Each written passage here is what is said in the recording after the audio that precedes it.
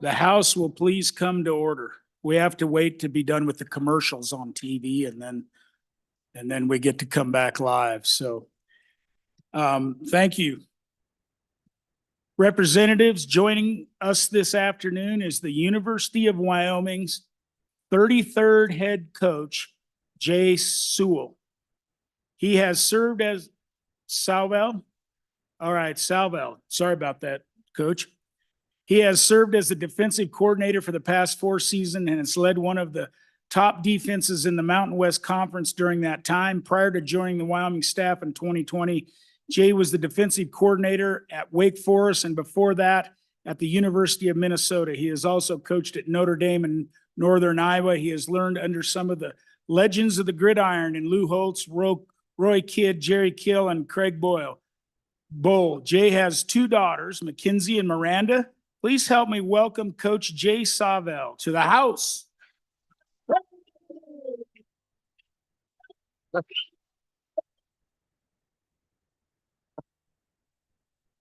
How are you doing?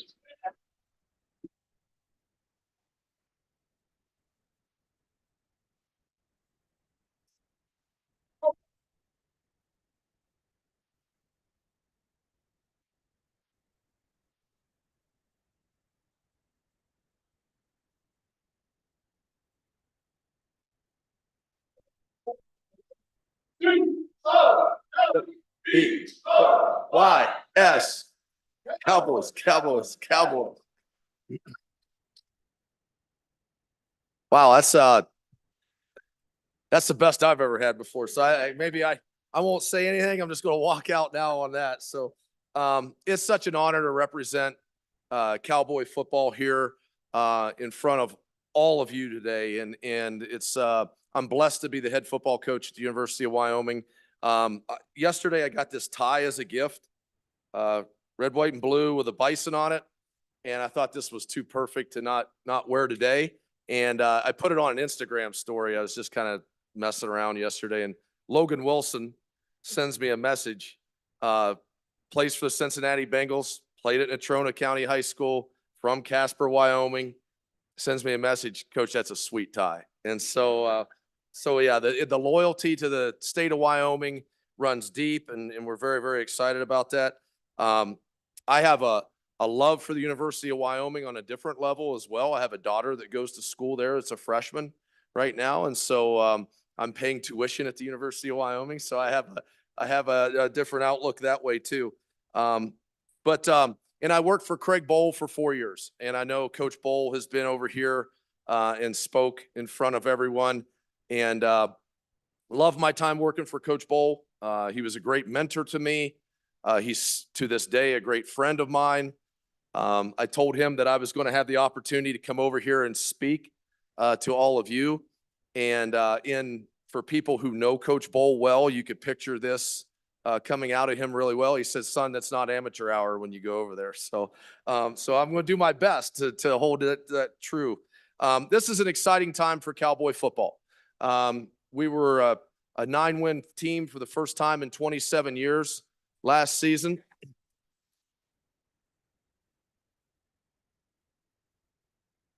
We played on national television multiple times, beat 2 ranked teams, finished 7-0 at War Memorial Stadium, finished the season with a 3-game winning streak. We have the bronze boot, which is always a great thing. And in the upcoming NFL Combine, we have 2 players that are going to be representing the University of Wyoming in that, and Easton Gibbs and also Frank Crum from Laramie. The state of Wyoming is critical to our success as a football program. Right now, we have 13 players that are on our roster for spring workouts and spring practice from the state of Wyoming. We'll add 3 more in the summer that will be with us in fall camp, giving us a total of 16 players from the state on our roster. Jordan Bertinoli from Casper, Wyoming is an all-conference defensive tackle. Caleb Driscoll played at Thunder Basin, scored our first touchdown of the year this past year, and when we beat Texas Tech. Andrew Johnson from Cheyenne right here played for me specifically as a safety and played a lot for us and is getting better, going to have a really good run that way. And then we're excited to have Will Pellissier back from Bighorn, who was injured quite a bit last year and is a really, really talented player. But we have a number of guys that make critical contributions to the program. And without Wyoming players, we can't have the success that we have, a large part, not only for their on-field contributions, but those players love the University of Wyoming, and those players love the state of Wyoming. And that rubs off on their teammates. It does. And so our team this past year, especially, they played for Wyoming and we were very proud of our players for that. There's a great momentum in our program right now. We did not lose an impact player to the transfer portal after this past season, which speaks to the culture that what we have in the program and also the services that we provide for our student athletes. We've signed 3 transfers that we think can help us going forward in the fall. And we had our best recruiting class that we've had since I've been at Wyoming in those 4 years, top to bottom, start to finish. And thanks to contributions from many of you, our Cowboy Joe Club match, our donors privately. For example, we had a 78% success rate this year on official visits to our campus. We can pay for an official visit prospect and their parents to come to our campus for a visit weekend. Out of 41 visits, 32 of those players will be playing in our program this coming year, 78%, which is a very high hit rate. There's reasons for that are obvious. Our facilities are outstanding. Thanks to the High Altitude Performance Center and the facilities that we work with within the program, our facilities on campus between the Gateway Center that we use in recruiting and also the academic facilities that have been presented to our campus, our College of Business, our College of Engineering. There's some outstanding academic facilities. Our university shows very, very well to people when they come visit and look at our school. Our game atmosphere is the best in the Mountain West Conference. So our fans, anytime I have a chance, I always thank our fans. Many of you see our games on a regular basis and are at our games. We thank every single one of them that shows up because our fans are incredible and our game atmosphere is the best in the conference. And we've got great people throughout our organization. So when we bring people on campus, it's easy to see why we have a high hit rate and why we're excited about that. We have a very good team coming back this year. We've got 9 starters back on defense. We've got outstanding talent coming back on offense. Our players are doing a great job in the offseason. We are a consistently good football team that now needs to take that last final step and win a championship. And we've positioned ourselves to where we're getting deep into the season with chances to do that. And we've got to continue that and build on it and keep progressing it, and that's the goal. We have 2 goals within the program, and these are the only 2 goals that we talk about with it. One is that our players compete academically and get their degree. And number 2, that we win a Mountain West Conference championship. The competing academically part, I'm really proud of a lot of the things that we'll talk about here. We've got 14 players that will graduate at the end of this spring, 2 with masters, 12 with undergrad degrees. We had 4 players this past fall with a 4.0 GPA. We had 30 above 3.5. We have 41 people in our College of Business, in majors in the College of Business. We have 16 in health science majors, and we've got 13 in the College of Engineering.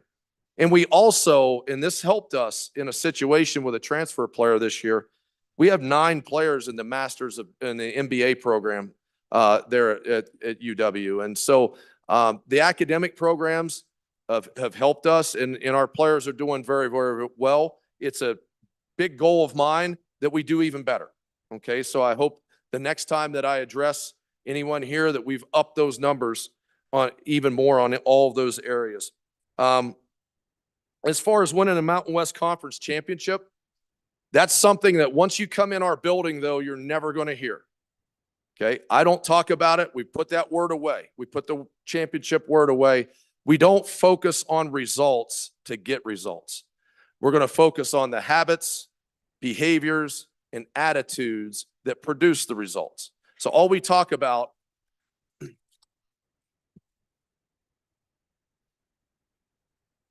So all we talk about is one day at a time, one workout at a time, one practice at a time, one class at a time. Everything is in small steps. Produce the attitude, behaviors in that, and we'll get the results. But we're not talking about the other thing. So you're not going to hear our players say it. You're not going to hear me say it other than in a group setting like this in that regard. With a 12-team playoff in college football now, we have a great opportunity, for our program to be elevated on a biggest of stages. A team that could win the Mountain West Conference Championship would position themselves in a position to be in a playoff. Okay. And so we're excited about that, but make no mistake about it. I know what position I have at the university and what I'm in charge of. We're the front porch of the University of Wyoming. We're not the most important piece, but we're the most visible. We're the only vehicle that can bring 25, 27, 29,000 people together, and they have a great time celebrating the University of Wyoming. We set an attendance record at War Memorial Stadium this past season. We played the games on national television. We had one game in particular had a viewership of over 1.9 million people. No other the Texas Tech game, when we played them the first game of the year on CBS, the viewership was 1.43 million as evaluated by Nielsen. Okay. That day, more people watched a Cowboy football game than they did a Texas A&M game, an Oklahoma game, an Auburn game, all right, and also a UCLA game. Okay, so we're showing ourselves very well, and it's because of the help and support that so many of the people around our state give us. I'm honored to be the head football coach at Wyoming. My job is to give you all the best product each week, to give you a championship in the near future. God bless you all. God bless Wyoming. Go Pokes.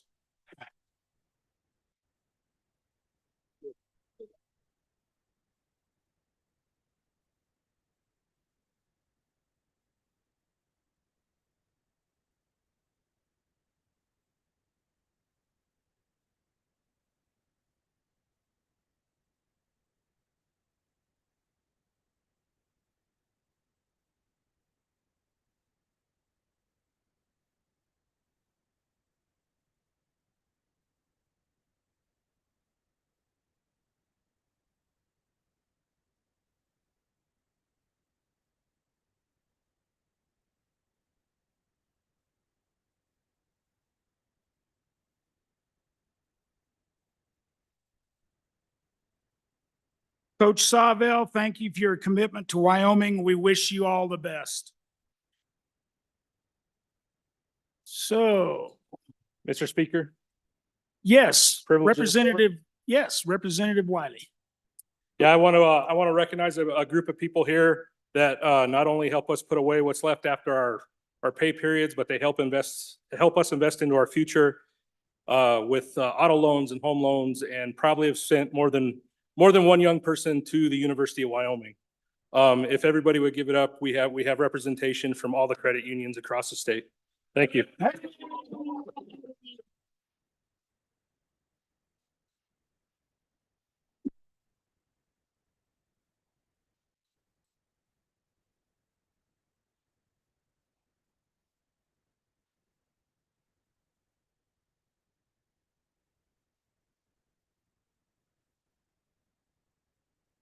Welcome, credit unions of Wyoming. Well, we are, let's see. We can go to standing committee reports. Okay, standing committee reports. Jordy Floor Leader Nyman, would you come up here just for a second, please?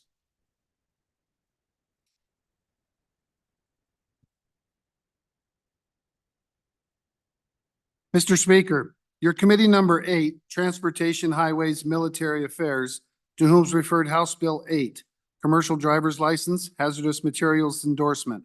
Respectful report, same back to the House with the recommendation that it do pass. Ayes, Representatives Berger, Brown, Nemec, Obermueller, O'Hearn, Pendergraft, Smith, Stivar, Wiley. Representative Brown, Chairman. Mr. Speaker, your committee number 8, Transportation, Highways, and Military Affairs, to whom is referred House Bill 9, Fuel Tax Licensee Information Deadline. Respectfully report same back to the House with the recommendation that it do pass. Ayes. Representatives Berger, Brown, Nemec, Obermueller, O'Hearn, Pendergraft, Smith, Stivar, Wiley. Representative Brown, Chairman. Mr. Speaker, your committee number 5, Agriculture, State and Public Lands and Water Resources, to whom is referred House Bill 10, Grace Period, State Land Lease Renewals. Respectfully report same back to the House with the recommendation that it do pass. Ayes. Representatives Alaman, Allred, Banks, Conrad, Prego, Davis, Eklund, Slagle, Winter. Representative Eklund, Chairman. Mr. Speaker, your committee number 5, Agriculture, State and Public Lands and Water Resources, to whom is referred House Bill 11, State Land Lease Amendments. Respectfully report same back to the House with the recommendation that do pass with the following amendments. Ayes. Representatives Alaman, Allred, Banks, Conrad, Prego, Davis, Eklund, Slagle, Winter. Representative Eklund, Chairman. Mr. Speaker, your committee number 6, Travel, Recreation, Wildlife, and Cultural Resources, to whom is referred House Bill 16, Sutton State Archaeological Site Legal Description. Respectfully report same back to the House with a recommendation that it do pass. Ayes. Representatives Burkhart, Byron, Larson, Newsom, Singh, Storer, Western, Winter, excused, Angelos. Representative Newsom, Chairman. Mr. Speaker, your committee number 2, Appropriations, to whom is referred House Bill 70, Local Government Distributions. Respectfully report same back to the House with the recommendation that it do pass. Ayes. Representatives Henderson, Larson, Nicholas, Sherwood, Stith, Walters, Zwanitzer. Representative Nicholas, Chairman. All right, so that was the bills coming back out of the committee from earlier today. Those bills have now been read in, so they're now available to be on committee of the whole. And maybe one chairman's shaking his head that he doesn't want one on committee of the whole, but there's very likely to be a small committee of the whole at the end of today. So whoever was the committee of the whole chairman for the day, if you remember who you are, I think I'm looking at him right now back there. Representative Dave Zwanitzer. So he would be up. So what we'll do is we'll continue through some introductions, and then we'll probably try to do a couple, 3 bills that look easy. The majority floor leader can sort through them and see what looks simple, and we can pop a few of those right at the end. So with that, the next bill for our consideration is in introduction is House Bill 157. House Bill 157, sponsored by Representative Locke. First reading of the bill. Use of fair market value in taxation. Representative Locke. Thank you, Mr. Chairman. Mr. Chairman, I move House Bill 157 and I ask for your favorable consideration. House Bill 157, use of full fair market value in taxation is designed to provide legislative clarity and direction to the Department of Revenue, as well as other things that they do. It does not change or alter really the intent of the current law in Title 39 at all. The bill simply requires the department to comply very specifically in the state law to follow the statutory requirement of fair market value as clearly defined in the statute. Fair market value, basically it says fair market value means the amount of cash or terms reasonable equivalent to cash. A well-informed buyer is justified in paying for a property and a well-informed seller is justifying in accepting. And there's a little bit more, but it's very specific. And as all I'm doing here is just 3 places in Title 39 we're adding in the text that basically just says that will be consistently with the definition of fair market value in all of the rules that are rolled out and all the systems and processes that are rolled out. So I ask you for your favorable consideration and ask you to vote in favor of this bill. I think it provides legislative guidance for the Department of Revenue and reinforces our commitment to compliance with this law specifically. Would anyone like to speak in opposition? Representative Craigo. Thank you, Mr. Speaker. Just a couple of quick questions for the bringer. Does this lower taxes, number one? Does it actually help with the problem we're facing? And what does it change in how we're currently assessing properties? What are we actually doing with the bill? Representative Yin. Mr. Speaker, thank you. So I think my question is kind of similar, given that we have a very large commitment from revenue to deal with all of these bills. Given that you said this doesn't really change the law, just provides clarity, are we just adding to the Green Book, or is there something the Department of Revenue is not doing right now that you think should be solved by this? Anybody else like to speak in opposition or question the bill? We have a little bit of time left. Nope. All right, Representative Locke, you have 30 seconds. Thank you, Mr. Chairman, and thank you for the questions. And so real quickly, the answer is it does not change lower property taxes at all. This may not have been the perfect place for it. Is all it really does is makes clarification. And my only statement on that is where we may or may not be adhering to this is I don't see any place in our statute where it says not acquisition value, compliance with replacement value. There's replacement value used in the All right, Chief Clerk, please call the roll on House Bill 157.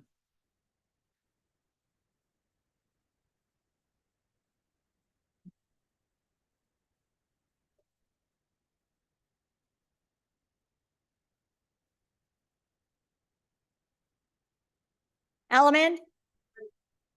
Allred. Andrew. Angelos excused. Banks. Bear. Berger. Brown. Burkhart. Byron. Chadwick. Chestick. Klauston. Conrad. Craigo. Davis. Eklund.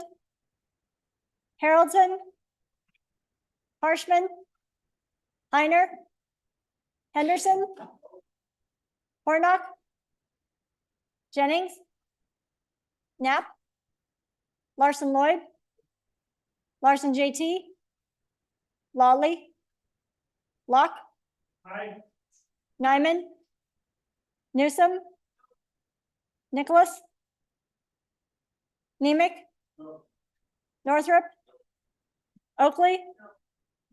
Obermuller. O'Hearn. Olson. Ottman. Pendergraft. Penn. Provenza. Rodriguez Williams. Sherwood. Singh. Slagle. Smith. Stiff. Storer. Strzok. Stivar. Tarver. Trujillo. Walters. Ward. Washut. Western. Winter. Wiley. Yin. Zwanitzer Dan. Zwanitzer Dave. Speaker Summers. No. Are there any changes? Closing vote. Vote closed. 30 aye, 31 no, 1 excused. Having failed to receive an affirmative vote of 2/3 of the elected members, House Bill 157 has failed introduction. The next bill for our consideration is House Bill 13. House Bill 13, sponsored by Agriculture. First reading of the bill. Flow through pools exemption. Representative Craigo.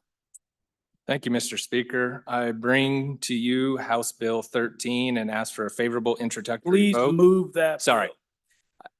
I move House Bill 13 and ask for a favorable introductory vote. This bill is part of the regulatory reduction effort we had this summer. We learned all sorts of things, like the Department of Agriculture actually is tasked with regulating spas, pools, et cetera. This is pertains to a particular part in our state where we have pools that are natural water bodies. We're trying to exempt them from regulations. They don't need to be regulated. And so that's all this bill does. Happy to answer any questions. Anybody like to speak against this bill? If not, Chief Clerk, please call the roll. On House Bill 13. Allemand. Allred. Andrew. Angelos, excused. Banks. Bear. Berger. Brown. Burkhart. Byron. Chadwick. Chestick. Clausen. Conrad. Crago.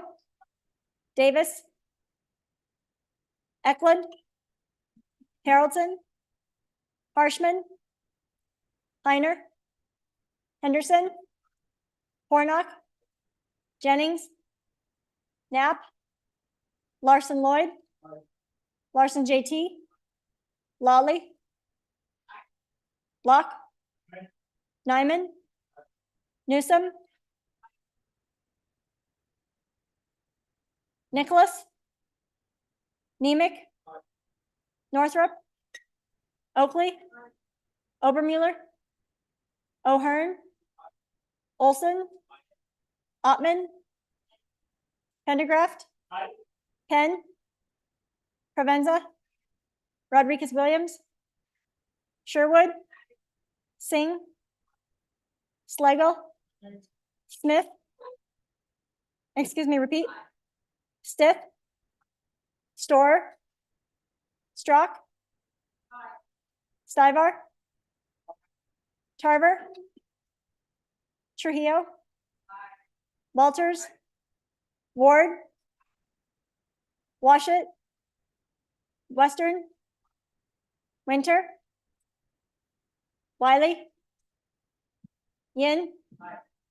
Zwanitzer Dan. Zwanitzer Dave. Speaker Summers. Aye. Are there any changes? Closing vote. 61 aye, 1 excused. Having received the affirmative vote of 2/3 of the elected members, House Bill 13 has been introduced and is assigned to Committee Number 5, Agriculture. The next bill for our consideration is House Bill 25. House Bill 25, sponsored by Labor. First reading of the bill. Medicaid, third-party payer conditions. Chairman Zwanitzer. Thank you, Mr. Speaker. I'd move House Bill 25, Medicaid third-party payer conditions. This is just a cleanup in our statutes. There's a change in federal law that we're asking all states to comply with, and it basically deals when we have outstanding Medicaid claims. They are required to respond in writing if they're denying or approving. The current issue with our statute was there is no date in which to respond. And so you'll see we're putting, they must have response within 60 days when the state puts out an inquiry to make sure we're getting our payments back from those who owe our Medicaid program money. Ask for your favorable introduction. Would anybody like to speak against this bill? Not. Chief Clerk, please call the roll.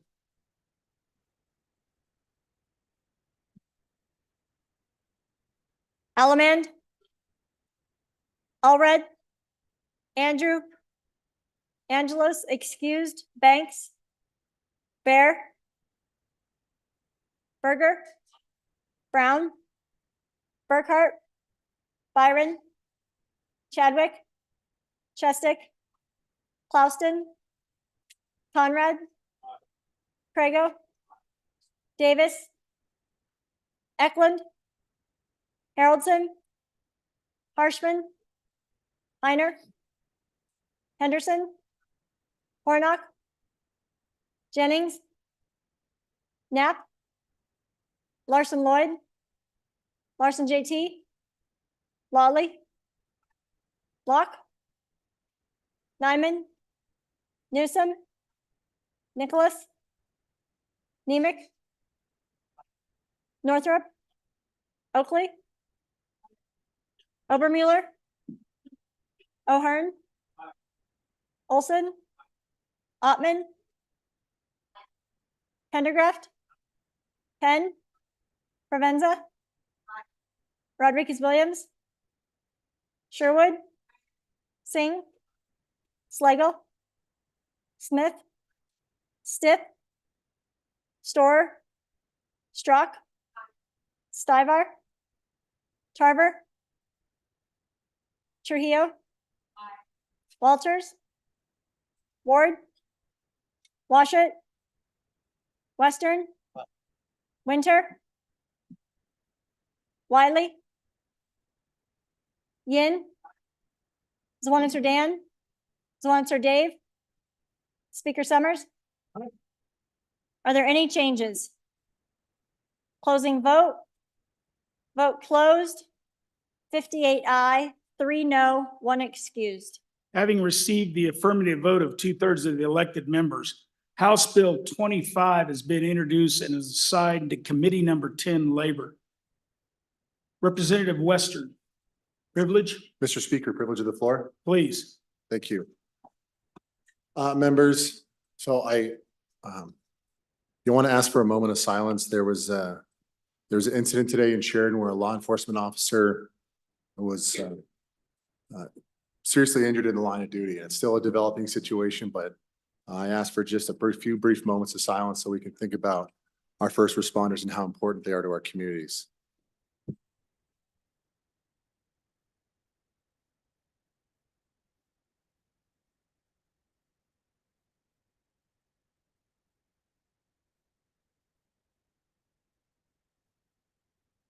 Thank you very much. Just going forward, just be a little extra thankful and grateful for those who step up to the plate every day and tread the thin blue line. So just keep them in your thoughts. Thank you. Good reminder of society out there and the things that our emergency people and our law enforcement have to work with, and just keep those folks in your prayers tonight. The next bill for our consideration is House Bill 30. House Bill 30, sponsored by Judiciary. First reading of the bill. Controlled Substance Act, Possession Amendments.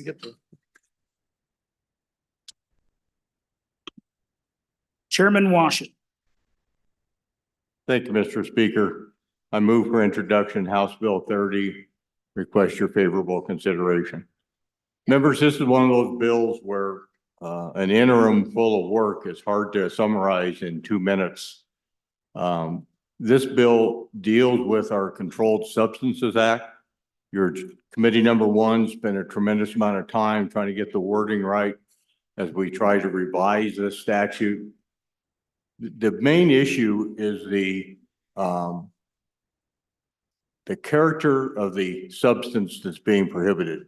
Under our existing statutes, we limit the penalties and so forth vary depending upon the type of substance, whether it's a powder or plant material. And some of the substances that we're encountering today are hard to classify in those categories. And so our crime lab and other folks came to us asking if we would take a good hard look at this and try to make our statutes workable in the modern environment. So things like black tar heroin, is it a solid, it's this malleable stuff, right? So it doesn't always fit under the language of our existing statutes. That's the purpose of this. I ask for your positive support. Would anybody like to speak against this bill?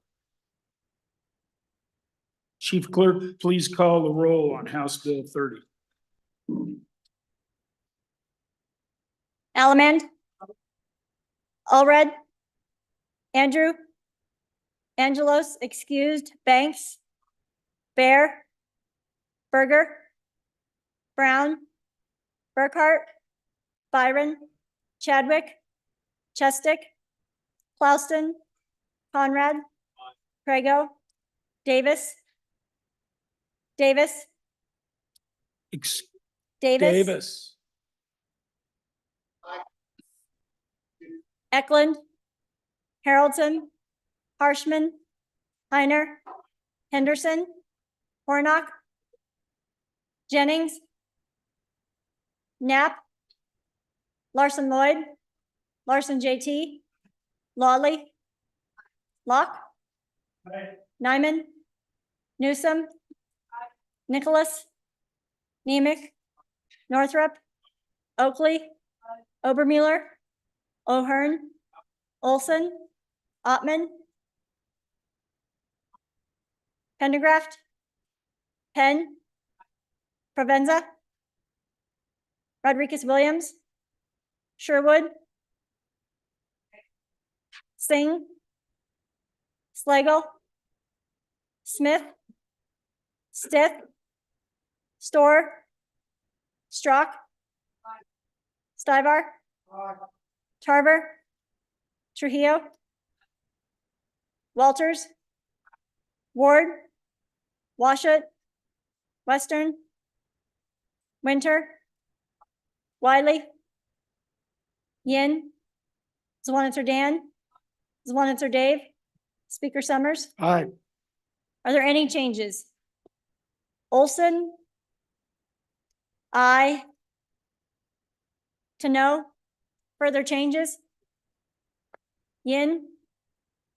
Aye. To no? Further changes? Closing vote? Vote closed.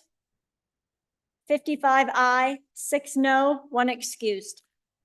Having received the affirmative vote of 2/3 of the elected members, House Bill 30 has been introduced and is assigned to Committee Number 1, Judiciary. No, I scribbled. The next bill for our consideration is House Bill 31. House Bill 31, sponsored by Judiciary.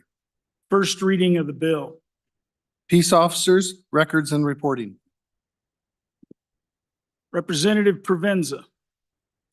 Thank you, Mr. Speaker. This is I move House Bill 31 for your favorable consideration. It's a good little bill, allows our state agency to do the job of protecting the integrity of our hardworking law enforcement community. Right now, what is happening is the certifying agency cannot review personnel records when they are conducting investigations, which harms the integrity of those investigations. The bill passed the committee unanimously during the interim. This is critical legislation because we did hear there was a district court case this year that said that the commission that oversees the certification could not get access to those records unless they sued. And in that case, the district court said that the state statute is not clear, even though the intention of the legislature was exactly to allow the certifying body to make these sorts of decisions. So it really harms the accountability mechanism that ensures that hardworking law enforcement continue to keep the integrity that they have in the work that they do. So because of this is a timely thing that we need to deal with. Because under what the court decided, now agencies are reluctant to hand over any records because it would then potentially open them up for litigation. So an aye vote is supporting the integrity of our hardworking law enforcement community. So I urge your support. Thank you. Anybody wish to speak against this bill? Not? Chief Clerk, please call the roll on House Bill 31. Allemand, Allred, Andrew, Angelos, excused, Banks, Bear, Berger, Brown, Burkhart, Byron, Chadwick,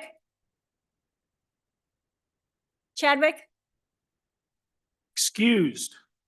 Chestick, Plouston, Conrad, Crago, Davis, Eklund, Haroldson, Harshman, Heiner, Henderson, Hornock, Jennings, Knapp, Larson Lloyd, Larson JT, Lawley, Locke, Nyman, Newsom, Nicholas, Nemec, Northrup, Oakley, Obermuller, O'Hearn, Olson, Ottman, Pendergraft, Penn, Provenza, Rodriguez Williams, Sherwood, Singh, Slagle, Smith, Stiff, Storer, Strock, Stivar, Tarver, Trujillo, Trujillo, Walters, Ward, Washut, Western, Winter, Wiley, Yin, Zwanitzer Dan, Zwanitzer Dave, Speaker Summers, Aye. Chadwick. Excused to aye. Are there any changes? Are there any changes? Closing vote? Vote closed. 61 aye, 1 excused. Having received the affirmative vote of 2/3 of the elected members, House Bill 31 has been introduced and is assigned to Committee Number 1 Judiciary. The next bill for our consideration is House Bill 36. House Bill 36, sponsored by Oh, Select Federal National Management, Resource Management, first reading of the bill. Natural Resource Protection Act. I'm gonna let a quick privilege pop in here that I promised and then forgot. So Representative Larson, Thanks, Mr. Speaker. Privilege of the floor, please. please go ahead. So folks, up in the gallery to my left, there's two really important people in Fremont County. One knows more about property tax than this body put together probably, and good friend Tara Berg, who is the Fremont County Assessor. She'd stand. And then next to her is the renegade that is the city manager for Riverton, Kyle Butterfield, who's probably done more for the capacity air agreement for the state than anyone else. And we'd just like to welcome you and say thank you.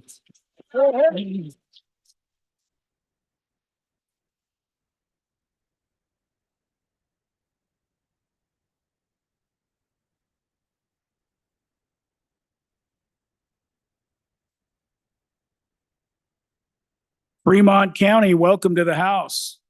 Representative Heiner. Thank you, Mr. Speaker. I'd like to move House Bill 36 and ask for your favorable consideration. And I'll turn that over to the good representative from the land of warm spring water. Representative Winter. Yes, thank you, Mr. Speaker. Members of the House, I need to explain something here to start with. This bill was developed as a result of the actions of our Bureau of Land Management over in the Rock Springs District.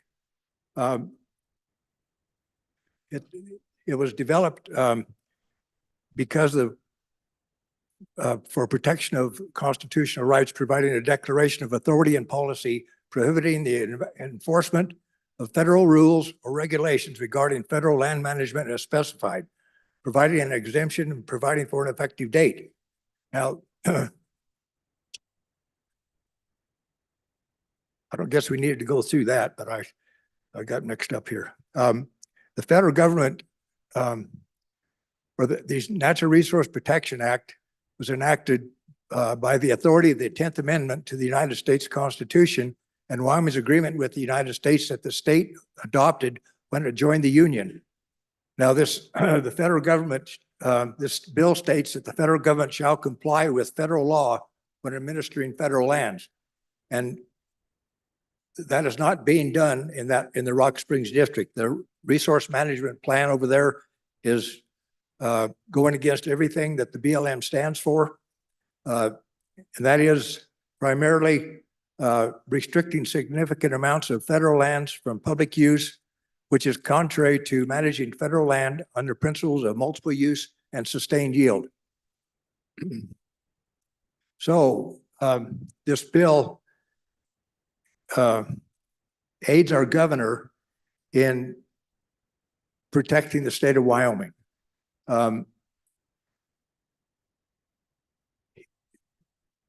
His efforts to. Time. Okay. Would anybody like to speak against this bill? Not. Chief Clerk, please call the roll.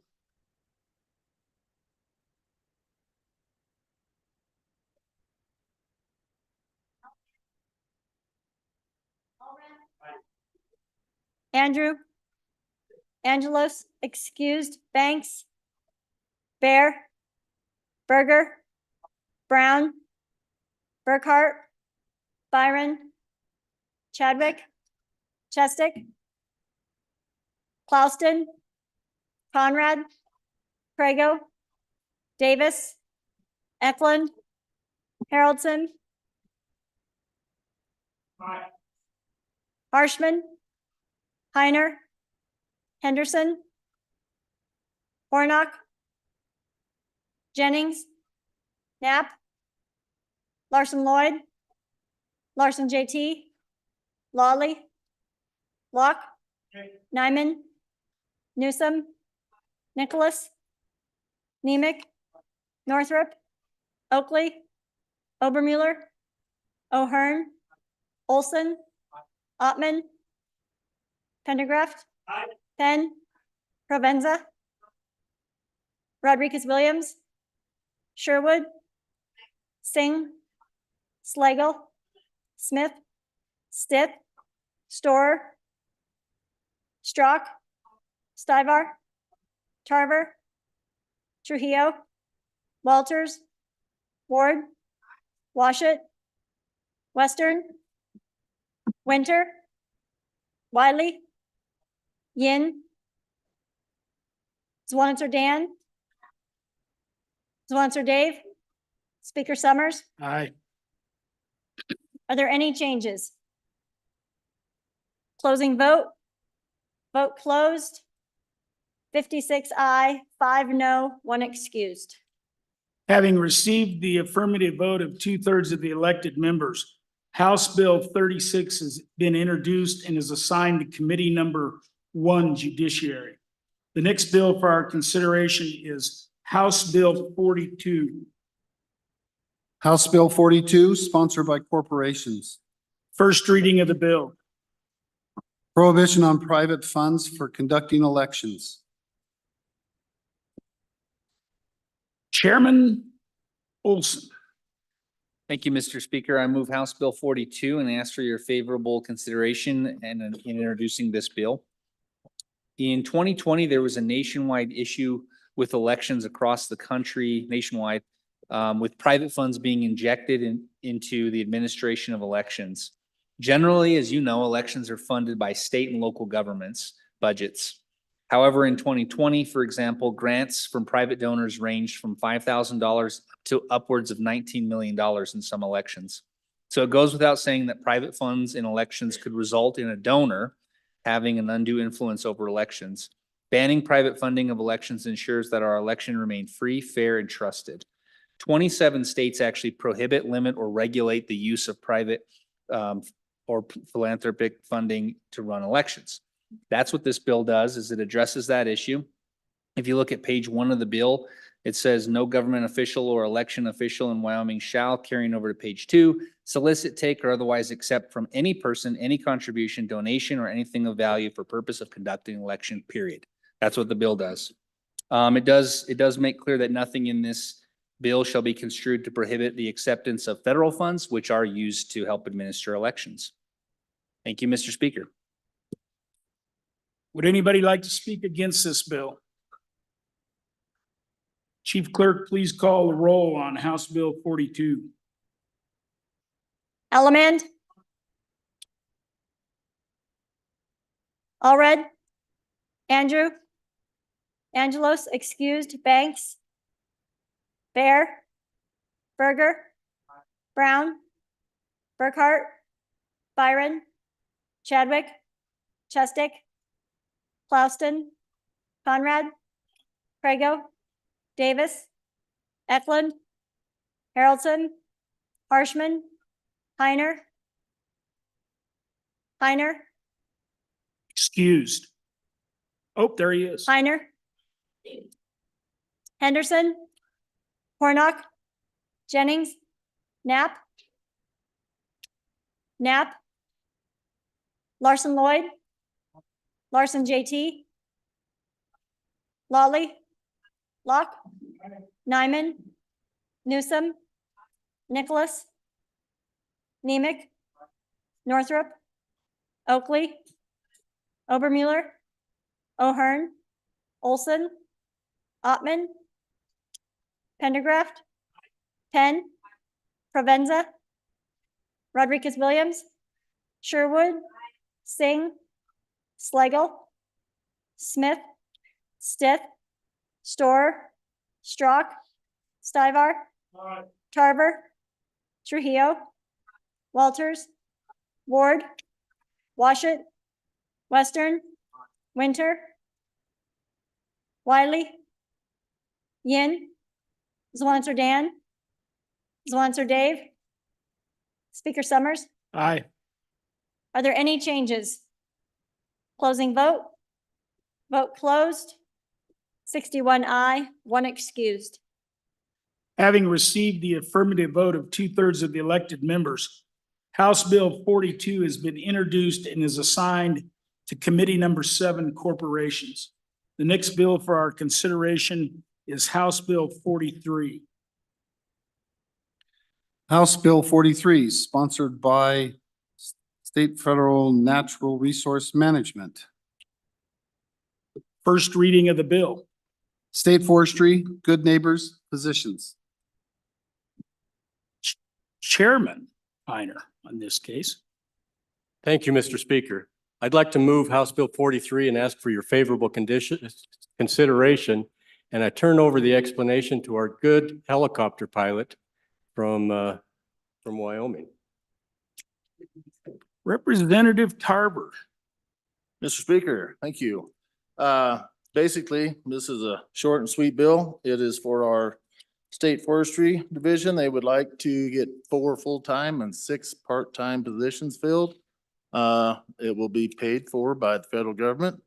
It is to help them regulate our state forests and collaborate with the federal forest folks. So the way she explained it to me is it will actually save us money and maybe take care of our forests a little bit better. Representative Hornock. Mr. Speaker and my dear friends, just a question, more just a question on this bill. I'd like to know, how much say does Wyoming still get in the projects and in the management or in any management situation on this? It seems like sometimes the federal government comes in, they want to close access to forests and things like that. Are they turning over the management of a program that would then close access or something like that to our forests? Will Wyoming have any say in what happens with these forests that are within the Wyoming borders? Let's see, would anybody else like to speak against this bill or ask a question? Now, Representative Tarver for 30 seconds. Thank you. Great question. That's exactly what this bill is for, is to help us work with the feds. So right now, it's up to them. This allows us to work with them, steer them perhaps, help them understand dead timber burns, etc. Lightning causes fire, you know, the tough things they struggle with. So anyway, thanks. All right. Chief Clerk, please call the roll on House Bill 43. Allemand, Representative Yin, would you come up here? Sorry. Allemand. Allred. Andrew. Angelos, excused. Banks. Bear. Berger. Brown. Burkhart. Byron. Chadwick. Chestick, Clauston, Conrad, Prego, Davis, Eklund, Haroldson, Harshman, Heiner, Henderson, Hornock, Jennings, Knapp, Larson Lloyd, Larson Lloyd, Larson JT, Lawley, Locke, Nyman, Newsom, Nicholas, Nemec, Northrop, Oakley, Obermueller, O'Hearn, Olson, Ottman, Pendergraft, Penn, Provenza, Rodriguez Williams, Sherwood, Singh, Slagle, Smith, Stith, Storer, Strock, Stivar, Tarver, Trujillo, Walters, Ward, Washit, Western, Winter, Wiley, Yin, Zwaniter Dan, Zwaniter Dave, Speaker Summers. Are there any changes? Hornock? No. Ward? Berger? Are there any changes? Closing vote? Vote closed. 45 aye, 16 no, 1 excused. Having received the affirmative vote of 2/3 of the elected members, House Bill 43 has been introduced and is assigned to Committee Number 5, Agriculture. The next bill for our consideration is House Bill number 44. The reading clerk. House Bill 44, sponsored by Labor.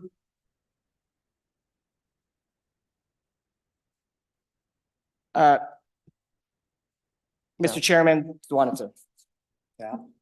Maybe first reading of the bill. First reading of the bill. Sorry, working with the script. Parental rights in minor child's health care. Chairman Zwaniter. Thank you, Mr. Chairman. I'd move House Bill 44 and turn over the explanation to the good representative from House District 57. Representative Ward. Thank you, Mr. Chairman. We hold to the principle that parents are the primary stakeholders and caretakers of their children's health, and that is, this bill reinforces that.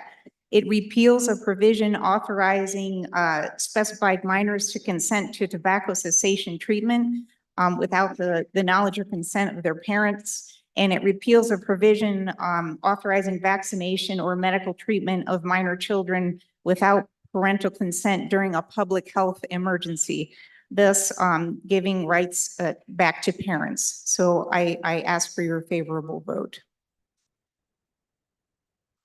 Is anyone speaking in opposition to this bill? Speaker Summers. So my question on this bill is you have a flood, a fire, a famine, whatever it is, you have a public health emergency. And a child, you can't find the parent and the child is dying and you can't provide health care.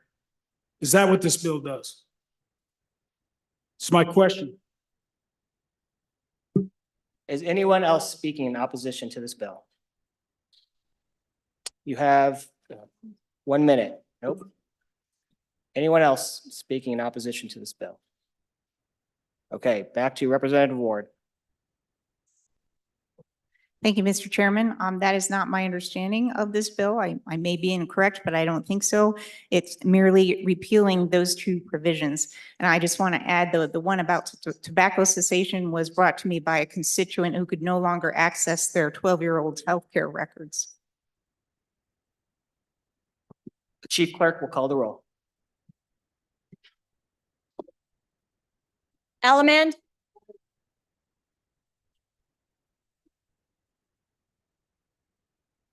Allred? Andrew? Angelos, excused. Banks? Bear? Berger? Brown? Burkhart? Byron? Chadwick? Chestick? Clouston? Conrad? Prego? Davis? Eklund? Haroldson? Harshman? Heiner? Henderson? Hornock? Jennings? Knapp? Larson Lloyd? Larson Lloyd? Aye. Larson JT? Lawley? Locke? Nyman? Newsom? Nicholas? Nemec? Northrop? Oakley? Obermuller? O'Hearn? Olson? Ottman? Pendergraft? Penn? Provenza? Rodriguez Williams? Sherwood? Singh? Slagle? Smith? Stith? Store? Strock? Stivar? Tarver? Trujillo? Walters? Ward? Washut? Western? Winter? Wiley? Yin? Swanitzer Dan? Swanitzer Dave? Speaker Summers? Are there any changes? Larson Lloyd, aye. To no? Newsom, no. To aye? Brown? No. To aye? Further, Northrop? No. No to aye. Further changes? Closing vote? Vote closed. 52 aye, 9 no, 1 excused. Having received the affirmative vote of 2/3 of the elected members, House Bill number 44 has been introduced and is assigned to Committee number 10, Labor. The next bill for our consideration is House Bill number 58. House Bill 58, sponsored by Tribal. First reading of the bill. Forensic Genetic Genealogy Pilot Program.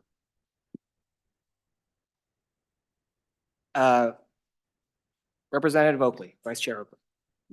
Thank you, Mr. Chair. I move House Bill 58, and I turn over the explanation to the good representative from our university town. Representative Chestick. Thank you, Mr. Chairman. This is a pretty straightforward bill. It provides a one-time grant of $150,000 to the Department of Investigations to work to help pay for forensic DNA testing to look for missing and indigenous women who there's a major problem on the reservation with MMIP, missing and murdered indigenous women. Recent statistics show that 21% of the homicide victims in this state are indigenous people, but only 3% of the population. So a much higher rate of homicide and a much higher rate of missing persons on the reservation involving indigenous women. This bill does complement the cold case bill that was approved yesterday, and it's referred to judiciary. It kind of works hand in hand. It provides tools for the Department of Investigations to try and solve some of these cold cases. One of the biggest problems in solving these cases has been lack of resources. And this is a one-time grant, $150,000 to provide additional support for our investigations to try and close some of these cases. Would anybody like to speak against this bill?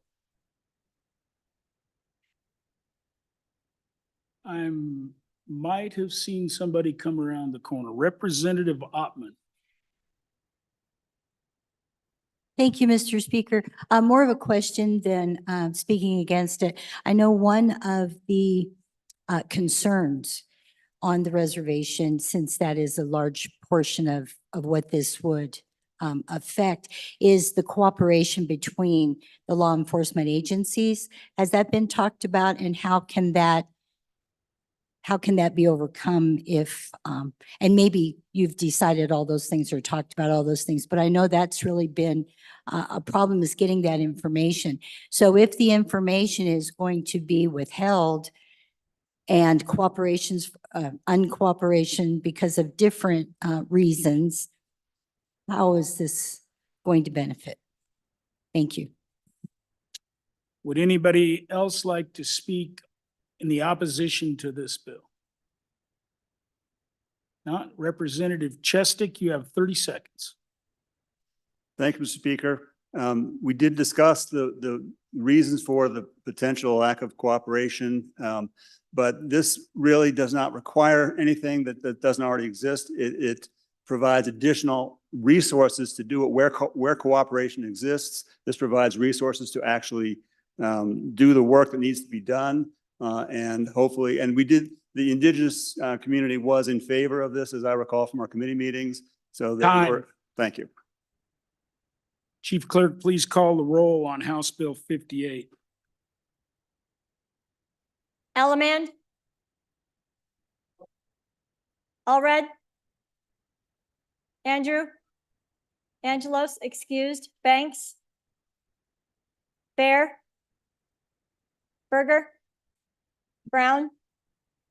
Burkhart? Byron? Chadwick? Chestick? Clauston? Conrad? Prego? Davis? Eklund? Haroldson? Harshman? Heiner? Henderson? Hornock? Jennings? Knapp? Larson Lloyd? Larson JT? Lawley? Locke? Nyman? Newsom? Nicholas? Nemec? Northrop? Oakley? Obermuller? O'Hearn? Olson? Ottman? Pendergraft? Penn? Provenza? Rodriguez Williams? Repeat? Sherwood? Singh? Slagle? Smith? Stith? Storr? Strock? Stivar? Tarver? Trujillo? Walters? Ward? Washut? Western? Winter? Wiley? Yin? Zwanitzer Dan? Zwanitzer Dave? Speaker Summers? Aye. Are there any changes? Trujillo? No. To aye. Further changes? Closing vote. Vote closed. 50 aye, 11 no, 1 excused. Having received the affirmative vote of 2/3 of the elected members, House Bill 58 has been introduced and is assigned to Committee Number 1, Judiciary. The next bill for our consideration is House Joint Resolution 1. House Joint Resolution 1, sponsored by Revenue. First reading of the bill. Property tax, classes of property and residential value.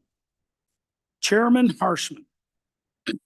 Thank you, Mr. Speaker. I move House Joint Resolution 1 and ask for your favorable consideration. Members, this is a Revenue Committee bill where we just amend the resolution that we passed last year.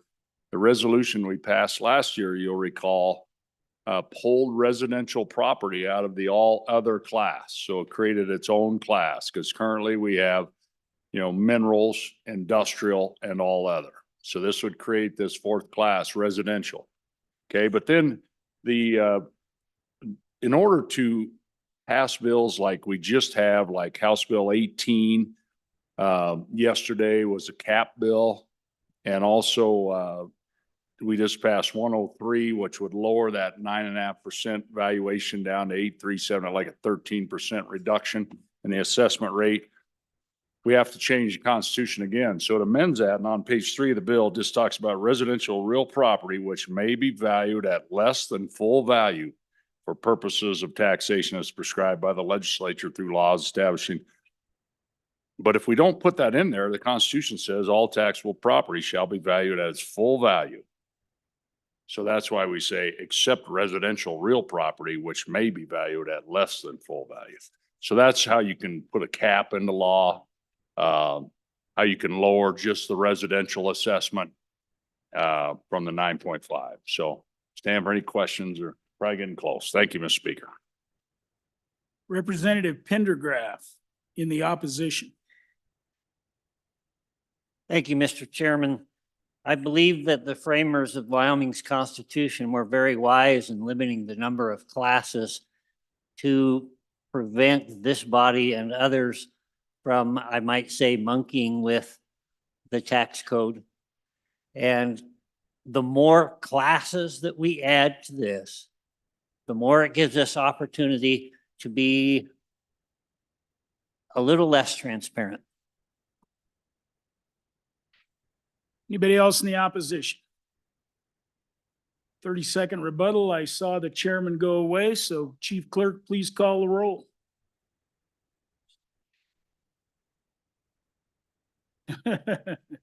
Chairman Harshman. Mr. Speaker, thanks. Just to answer that question, really, and these current classifications came in 1980, so it's not a deal that was in our founding Constitution. And of course, if we were going back to our founders, we wouldn't even be having this 2/3 vote, right? Yeah, and wasting all this time on this floor. But that's another issue, Mr. Chairman, or Mr. Speaker. It is another issue. So I'll Chairman. stay on this issue. After numerous lawsuits and our system was found unconstitutional, this body went to work in the 1980s. Time. Thank you. Time.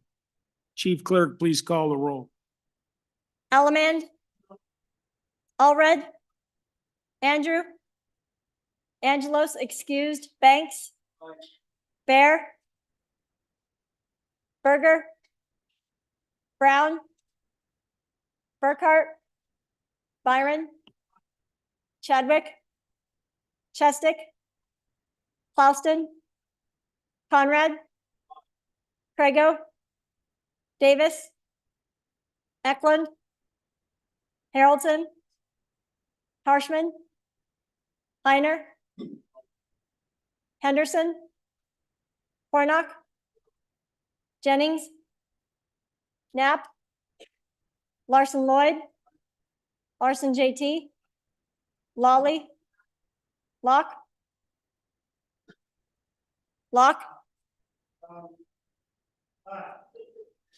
Nyman,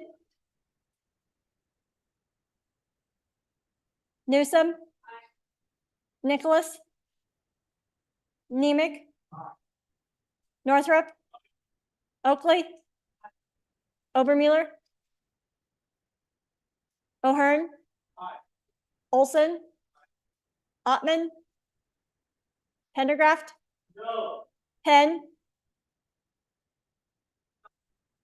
Provenza, Rodriguez Williams, Sherwood, Singh, Slagle, Smith, Stiff, Storer, Strock, I'm sorry, Stivar, Tarver, Trujillo, Walters? Ward? Washut? Western? Winter? Wiley? Yin? Swanser Dan? Swanser Dave? Speaker Summers? Aye. Are there any changes? Haroldson? Aye. To no? Locke? Aye. To no?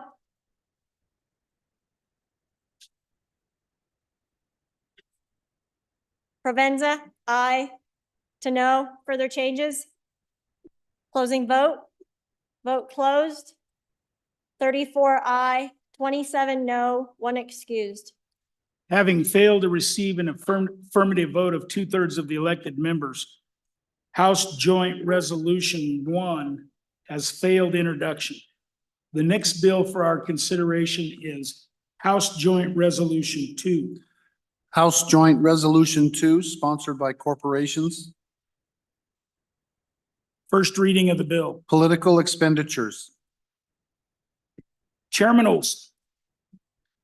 Thank you, Mr. Speaker. I move House Joint Resolution 2 and do ask for your favorable consideration on an introductory and vote, and I will turn over the explanation to the good representative from Albany County. Representative Chested. Thank you, Mr. Speaker. What you have before you is a very nonpartisan resolution trying to work towards a solution for dark money in our political system. We've all seen the effects of dark money in Wyoming elections very recently. It's only getting worse. There's money flowing in to attack ads that we don't know where it comes from. It could come from out of state. It could come from out of the country. What happens is that the Supreme Court has decided several cases that allow this to happen by saying corporations are people and money is speech. And therefore, the work of what's been happening is big money interests, special interests have formed these 501c4 corporations with high sounding names like Americans for Puppies. And then they launch these attack ads that nobody knows where the money came from, and you have no effective way of responding to them. So HJ 2 is the beginning of a process to reclaim First Amendment rights for people. This is actually a pro First Amendment resolution. It protects individual speech. Ordinary hardworking Americans don't have tens of thousands of dollars laying around that they can spend on political ads. They need that money to raise their families.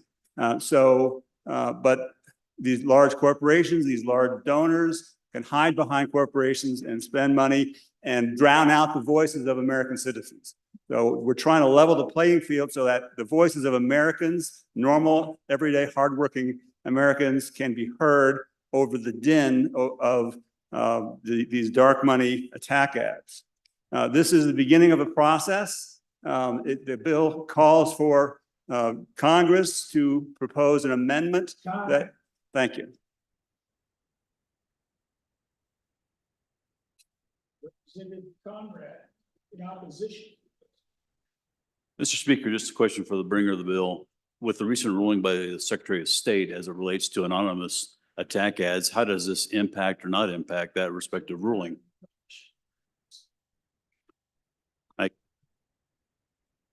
Anybody else in opposition?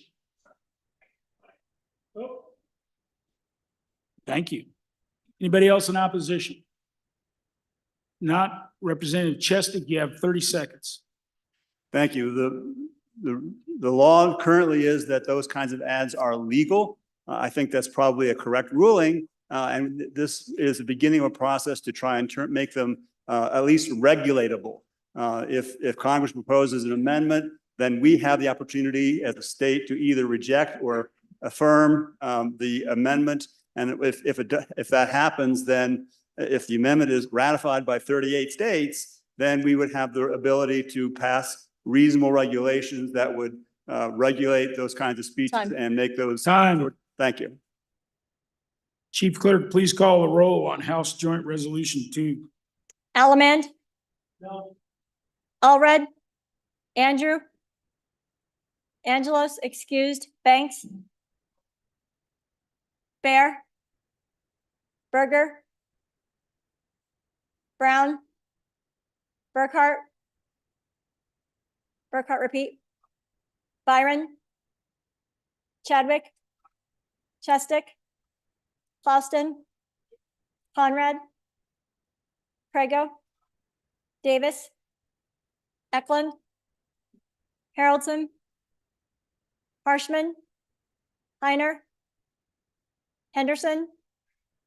Hornock? Jennings? Knapp? Larson Lloyd? Larson JT? Lawley? Locke? Nyman? Newsom? Nicholas? Nemec? Northrop? Oakley? Obermueller? O'Hearn? Olson? Ottman? Pendergraft? Penn? Provenza? Rodriguez Williams? Sherwood? Singh? Slagle? Smith? Stith? Storer? Strock? Stivar? Tarver? Trujillo? Walters? Ward? Washut? Western? Winter? Wiley? Yin? Swanitzer Dan? Swanitzer Dave? Speaker Summers? Aye. Are there any changes? Closing vote? Vote closed. 35 aye, 26 no, 1 excused. Having failed to receive an affirmative vote of 2/3 of the elected members, House Joint Resolution 2 has failed introduction. Just a reminder on the mic, you know, we don't say governor, we don't say secretary of state. There's a way to refer to a mailer, a recent mailer, whatever you want to do like that, but we don't name the treasurer, we don't name any of the electeds. So if you want to do the chief executive, that's fine. If you want to say the executive in charge of elections, you're all right, but we don't name them because those people are currently in office. So even though you didn't say the name, it referred directly to the name. So the next bill for our consideration is House Bill 71. House Bill 71, sponsored by Appropriations. First reading of the bill. Broadband Development Sub-Account Amendments. Representative Stiff. Oh, Chairman Nicholas. Thank you, Mr. Speaker. Ladies and gentlemen, I would move House Bill 71, and I turn the explanation of the bill over to the good representative, once again from the green part of the state. Representative Stiff. Mr. Speaker, fellow members, House Bill 71 updates a 2017 statute to allow funds in the existing broadband development sub-account inside the economic diversification account to be used as matching funds for federal funds in the 2021 Infrastructure Investment and Jobs Act, also known as IIJA. This bill does not appropriate any new money. In 2017, the legislature could not have foreseen the 2021 IIJA. What this bill does is it allows funds, existing funds in that economic diversification account to be used as matching funds. So right now there's about $10 million in that fund. What this does is allow the state to take $10 million and match it 3-to-1 with federal dollars so that we take 10 million and turn it into $40 million. So it's a common sense bill, and I urge an aye vote. Representative Hornock. Thank you, Mr. Speaker. The COVID funding from the federal government was dumped into Wyoming to provide broadband infrastructure to rural communities. And what happened? Well, there was broadband construction going on in this small rural town that you are in for 2 years. You will hear that these funds are already available, but there are alternatives to broadband that we all know about via low satellite orbits, giving unlimited high-speed internet, among other things. There are alternatives out there, and we continue to throw the people's money at specific businesses and pick winners and losers through that system. By the way, if you take all this money, and I didn't know it was a 1-to-3 match, I thought it was a 1-to-1 match, but if you take all that money, lay it end to end, dollar for dollar, it would stretch all the way across America and then some, now that we're a 3-to-1 match. So this is a lot of money. I hope we get that much broadband out of it, but Time.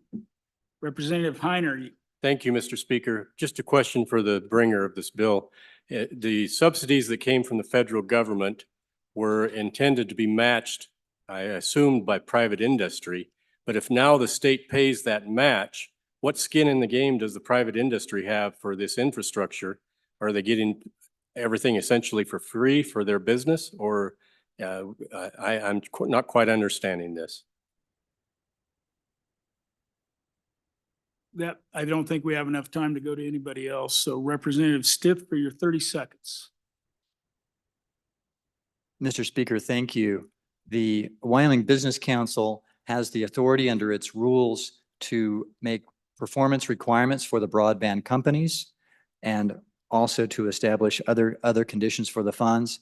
Our choice is we can spend this $10 million to get $10 million worth of broadband, or we can leverage it to get 40. So I think that the bill itself, by creating this mechanism, is a no-brainer. Thank you. Chief Clerk, please call the roll on House Bill 71. Elleman, Allred, Andrew, Angelos, excused, Banks, Bear, Berger, Brown, Burkhart, Byron, Chadwick, Chestick, Clauston, Conrad, Crago, Davis, Eklund, Haroldson, Harshman, Heiner, Henderson, Warnock, Jennings, Knapp, Larson Lloyd, Larson JT, Lawley, Locke, Nyman, Newsom, Nicholas, Nemec, Northrop, Oakley, Obermueller, O'Hearn, Olson, Ottman, Pendergraft, Penn, Provenza, Rodriguez Williams, Sherwood, Singh, Slagle, Smith, Stiff, Storr, Strock, Stivar, Tarver, Trujillo, Walters, Ward, Washut, Western, Winter, Wiley, Yin, Swanitzer Dan, Swanitzer Dave, Speaker Summers. Aye. Are there any changes? Are there any changes? Closing vote. Vote closed. 42 aye, 19 no, 1 excused. Having received the affirmative vote of 2/3 of the elected members, House Bill 71 has been introduced and is assigned to Committee Number 2 Appropriations. The next bill for our consideration is House Bill 72. House Bill 72, sponsored by Appropriations. First reading of the bill. Workers' compensation, provision for adverse deviation. Chairman Nicholas. Thank you, Mr. Speaker. I would move House Bill 72, and I'd turn the explanation over to the good representative from Fremont County. Representative Larson. Thank you. Thank you, Mr. Speaker. Folks, what this bill does is it addresses the workers' compensation fund. There's about 2.6 billion with a B that in that fund is set up as employers pay into that fund. It's really designed to make sure that it takes care of all of the obligations, the worker compensation claims, as they are paid out over a period of time. A portion of that fund is in excess of the anticipated expenses. And that's where that term provision for adverse deviation comes from. It would be a little bit in excess. That fund is invested and gets returns, and all of the returns have to come back into that corpus.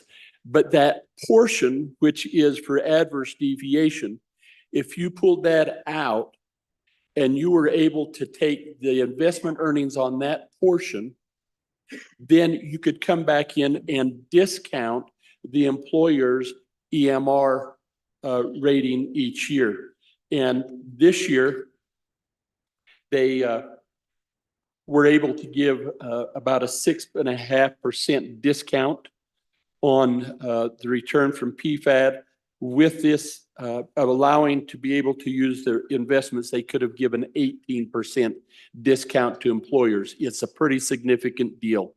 And so it's just allowing us to use those non-committed funds, the excess funds, the returns on them, to then come back and ease the burden on employers. That's what this bill does.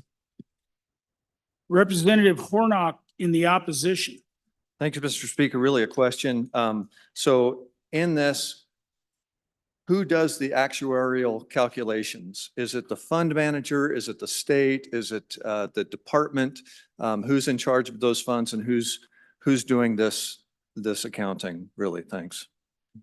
Would anybody else like to speak in opposition of this bill? Not. 30-second rebuttal, Representative Larson. Thank you, Mr. Speaker. The agency in charge of workforce services has an actuarial firm that provides that service under contract. Chief Clerk, please call the roll on House Bill 72.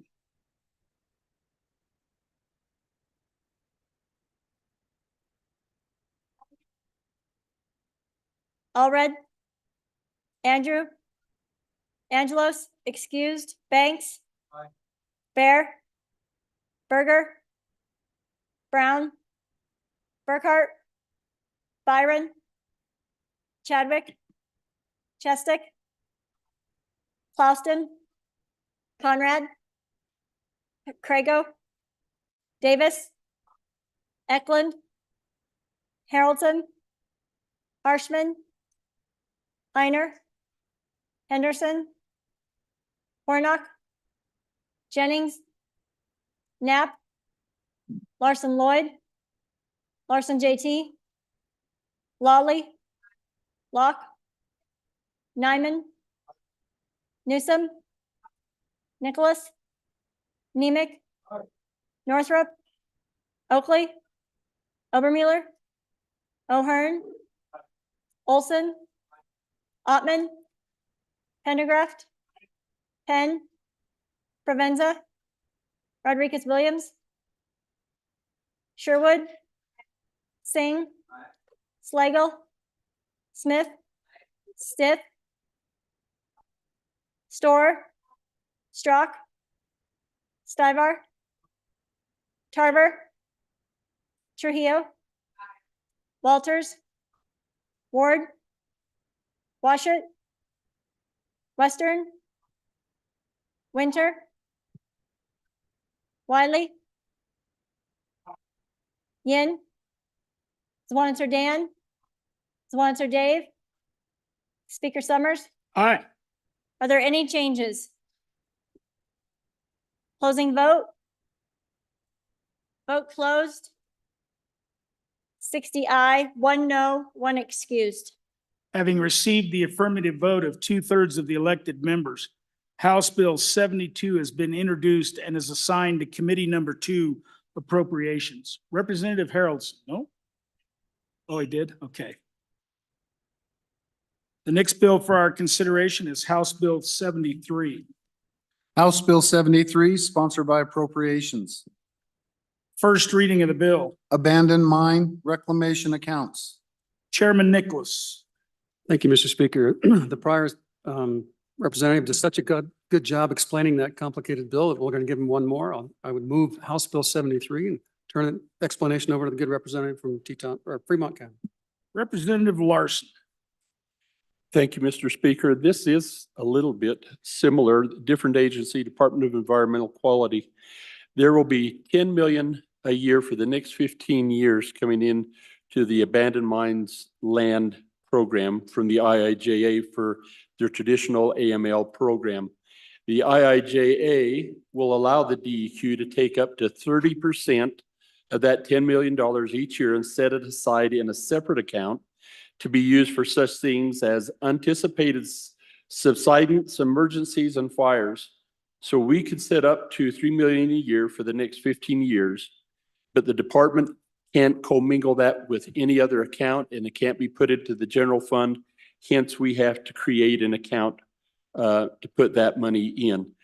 The Abandoned Mine Reclamation Fund currently has similar separate accounts. In the reclamation account, we have the coal mine subsidence mitigation account.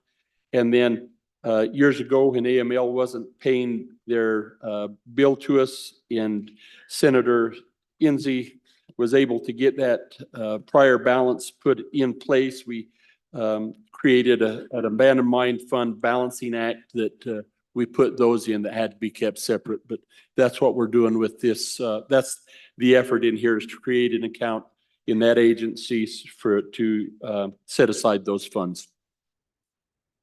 Remember, no proper names at the mic either. So would anybody like to speak against this bill? Chief Clerk, please call the roll on House Bill 73.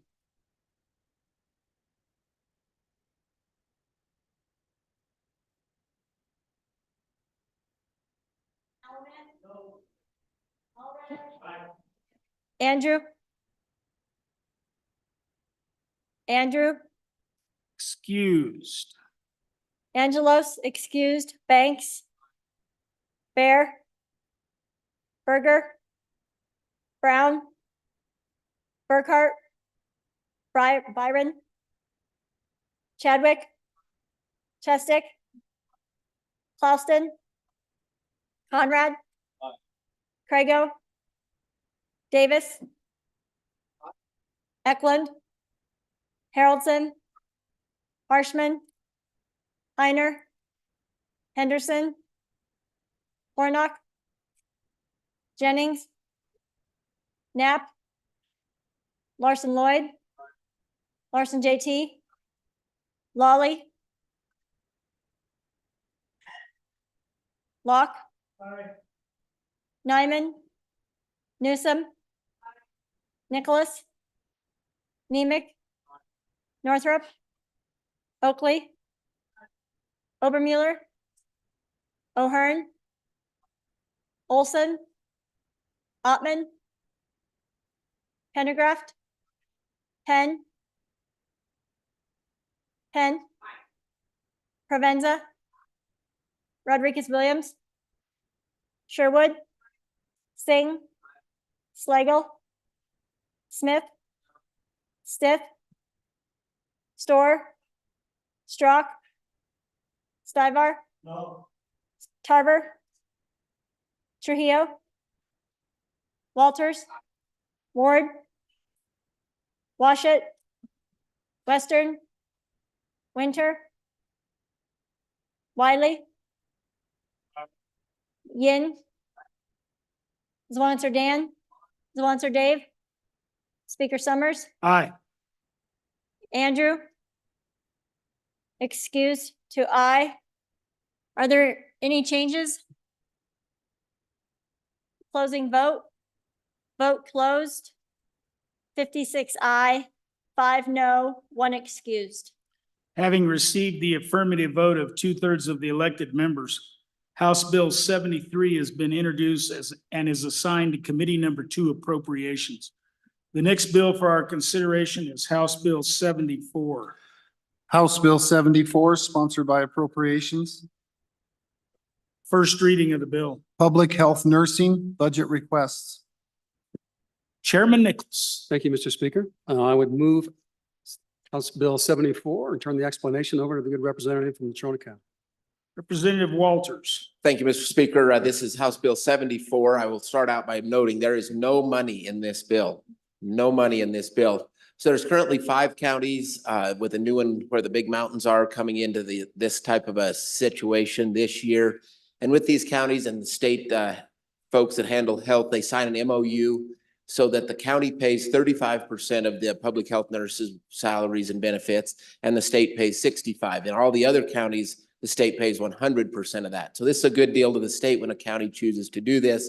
But what happens is these MOUs then get frozen in time, is how I would describe it. And so the amount that they're paid from the state is static at the level in which the year they sign the MOU. And so what this bill does is allow them to be able to move up as state public health nurses move up.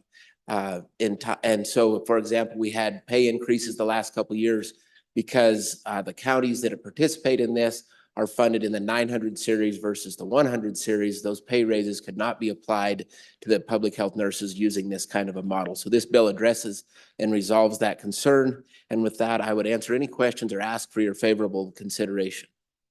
Would anybody like to speak against this bill?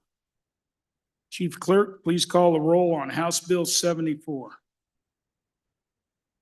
Allemand, Allred, Andrew, Angelos, excused, Banks, Bear, Berger, Brown, Burkhart, Byron, Chadwick, Chestick, Klauston, Conrad, Prego, Davis, Eklund, Haroldson, Harshman, Heiner, Henderson, Warnock, Jennings, Knapp, Larson Lloyd, Larson JT, Lawley, Locke, Nyman, Newsom,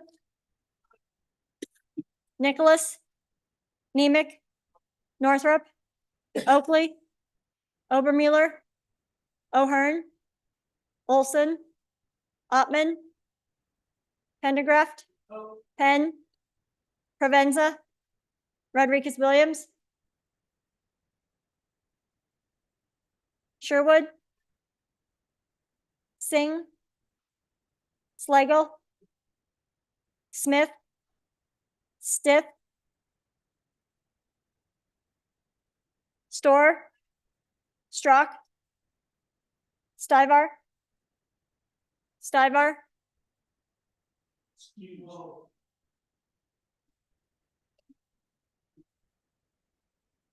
Tarver, Trujillo, Walters, Ward, Washut, Western, Winter,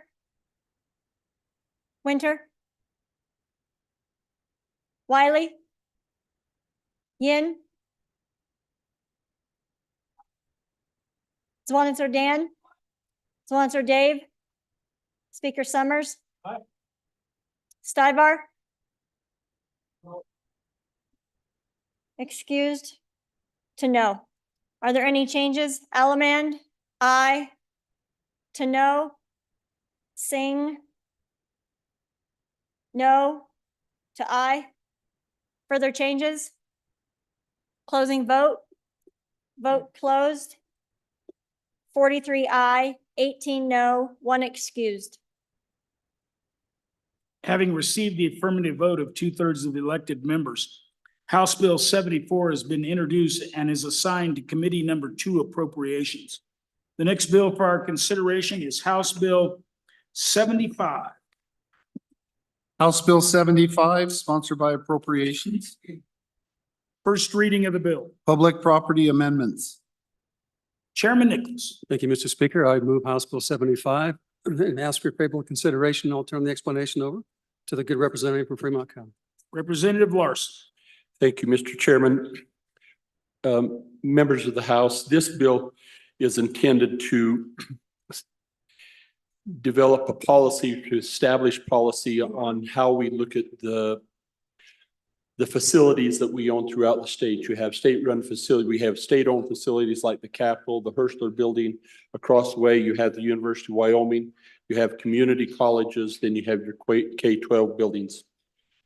And as you know, we have them come before us all on an annual basis, and we come to you wanting hundreds of millions of dollars to build and to maintain. And we really feel that it's important that these facilities that we build are maintained properly so that they come to the end of their life cycle, and that we're not building prematurely, and that we're not replacing systems prematurely, roofs, HVACs, whatever those components are, that we're not doing those prematurely. And that's what we use major maintenance dollars for.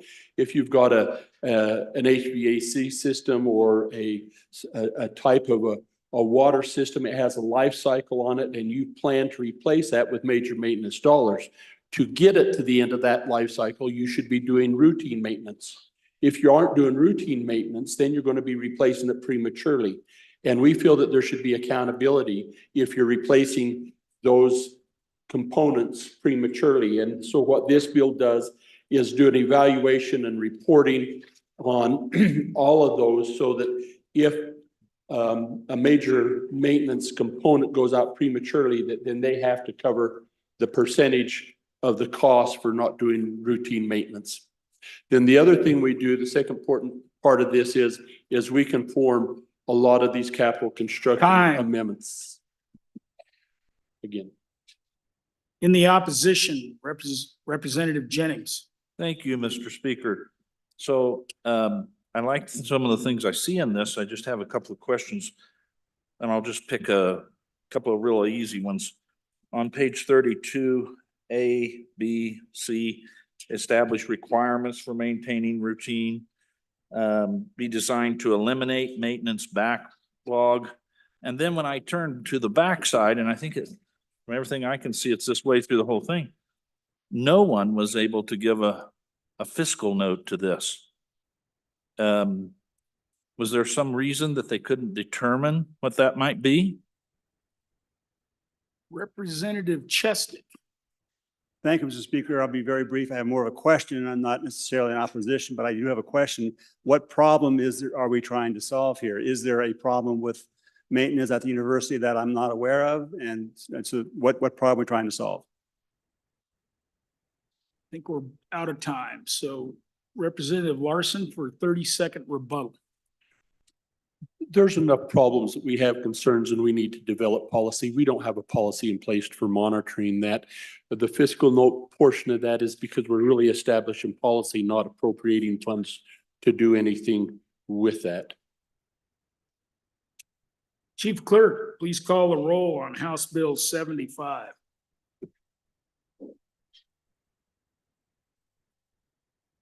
Allemande. Allred. Andrew. Angelos, excused. Banks. Bear. Berger. Brown. Brown. Excused. Burkhart. Byron. Chadwick. Chestick. Clauston. Conrad. Prego. Davis. Eklund. Harrelton. Harshman. Heiner. Henderson. Hornock. Jennings. Knapp. Larson Lloyd. Larson JT. Lawley. Locke. Nyman. Newsom. Nicholas. Nemec. Northrop. Oakley. Obermuller. O'Hearn. O'Hearn. Olson. Ottman. Pendergraft. Penn. Provenza. Rodriguez Williams. Sherwood. Singh. Slagle, Smith, Stiff, Store, Strock, Stivart, Tarver, Trujillo, Walters, Ward, Washut, Western, Winter, Wiley, Yin, Swannitzer Dan, Swannitzer Dave, Speaker Summers. Aye. Are there any changes? Brown, excused to aye. Further changes? Closing vote. Vote closed. 45 aye, 16 no, 1 excused. Having received the affirmative vote of 2/3 of the elected members, House Bill 75 has been introduced and is assigned to Committee Number 2 Appropriation. The next bill for our consideration is House Bill 79. House Bill 79, sponsored by Blockchain. First reading of the bill. Secretary of State, expedited filings. Chairman Western. Thank you, Mr. Speaker. I move House Bill 79 and ask for your favorable consideration on introduction. So the background information is this. Obviously, the elected official who's in charge of this office, it's more than just election. It's business filings, all sorts of stuff. You file an LLC, et cetera, you do it through that office. Obviously, there are folks who individually do these and they can process those just fine. But the reality is there are thousands and thousands of corporations, national companies who have to have registrations or filings in the state.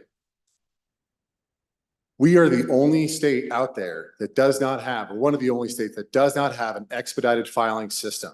So throughout the interim, we worked with this particular elected official, and he just said, quite frankly, that they are overwhelmed with some of these requests, because it's not simply just, hey, update this amendment to our securities filing whenever you get a chance. Sometimes they need this stuff filed and processed the day of. And right now, the state has no way of kind of having a fast track for expedited filing in exchange for a higher fee. So, really to walk through the bill, all it simply says is that the Secretary of State, or excuse me, the officer, elected official in charge of that office may charge up to $5,000 for these expedited filing fees for some of these types of companies. As you can see, it has to do in regards to Title 17, Title 34, and 40. So for example, if you have a partnership, you need to have an expedited filing, or a C Corp or an S Corp or any of that kind of stuff, you can do that stuff and pay extra for it to be done quickly. Title 34 is property. So if you have a conveyance or a lien on an asset that they have registered there, it can be done quickly there. And obviously Title 40 is trade and commerce. So copyrights, trademarks, that kind of stuff. There are a lot of these folks who specifically avoid Wyoming because we don't have this option there. And this is one of the things that they'll need to generate the revenue to manage some of these expedited filings. So certainly stand for any questions. Would anybody like to speak in opposition to this bill? Chief Clerk, please call the roll on House Bill 79.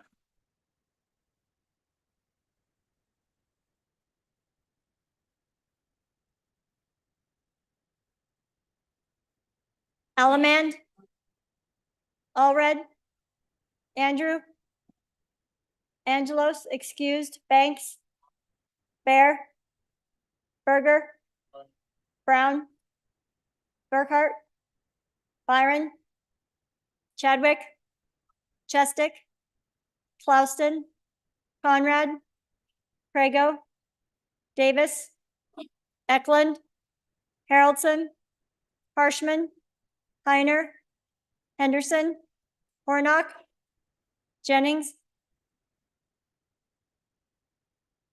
Knapp, Larson Lloyd,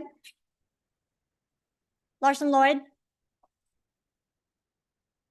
Larson JT, Lawley, Locke, Nyman, Newsom, Nicholas, Nemec, Northrup, Oakley, Obermuller, O'Hearn, Olson, Ottman, Pendergraft, Penn, Provenza, Rodriguez Williams, Sherwood, Singh, Slagle, Smith, Stith, Store, Strock, Stivart, Stivart, Excused. Tarver. I'm sorry, Tarver. Trujillo. Walters. Ward. Washut. Western. Winter. Wiley. Yin. Yin. Zwanzer Dan. Zwanzer Dave. Speaker Summers. Aye, Stivart. he's here. Excused to no. Further changes? Further changes? Closing vote? Vote closed. 60 aye, 1 no, 1 excused. Having received the affirmative vote of 2/3 of the elected members, House Bill 79 has been introduced and is assigned to Committee Number 7, Corporations. The next bill for our consideration is House Bill 83. House Bill 83, sponsored by Appropriations. First reading of the bill. Public retirement, actuarially determined contributions. Chairman Nicholas. Thank you, Mr. Speaker. I would move House Bill 83, and I turn the explanation over the bill to the good representative from Trona County. Representative Walters. Thank you, Mr. Speaker. This is in regards to our retirement plans in the state of Wyoming. And what this bill does, I would describe as being the gold standard for how you should operate a public retirement plan in the country. This allows for this plan to be fully funded 16 years sooner than it would be if we continue with the status quo of the way we've been operating this plan. So what does this bill do? This bill allows for the retirement system to adjust the rate every 2 years. The rates cannot be increased by any more than 0.5% from the prior rate over any 2-year period.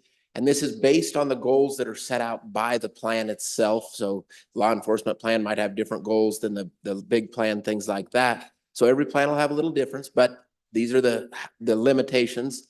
The rates cannot be decreased below the rate of normal cost, which is a standard idea there. The rates cannot be decreased at all unless the fund is at 99% of funded. And the reason you would start to lower the rates at that point is so that as you come into 100% funding, there's not a large drop off. And so it just allows for that landing as you come into being fully funded. And remember, no COLA is allowed in the state of Wyoming until the plans are fully funded. So this is a good thing. It's a few years out, but it's a good thing to be able to get these public plans towards fully funded.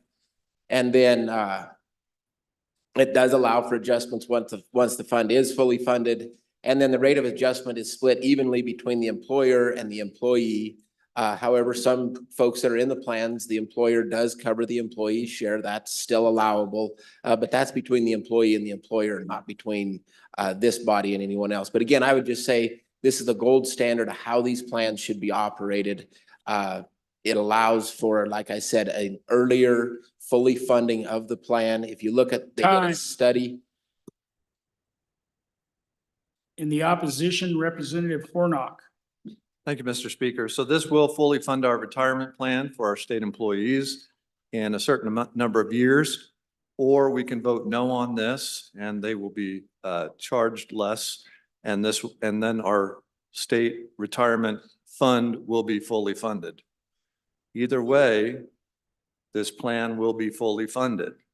So we can do something now, or we don't have to do anything and we will still reach the same result, just a little bit longer. So this does cost money to do that. So if you want to spend the money, if you want our state employees to have to spend, determine their money out of their paycheck and things like that, then vote for this. But our plan will be fully funded if we do not do anything with this bill. Thank you. Would anybody else like to speak in opposition? Not. Rebuttal, 30 seconds, Representative Walters. Thank you, Mr. Speaker. Again, this is the gold standard. This is how you get these plans to being fully funded at a quicker pace.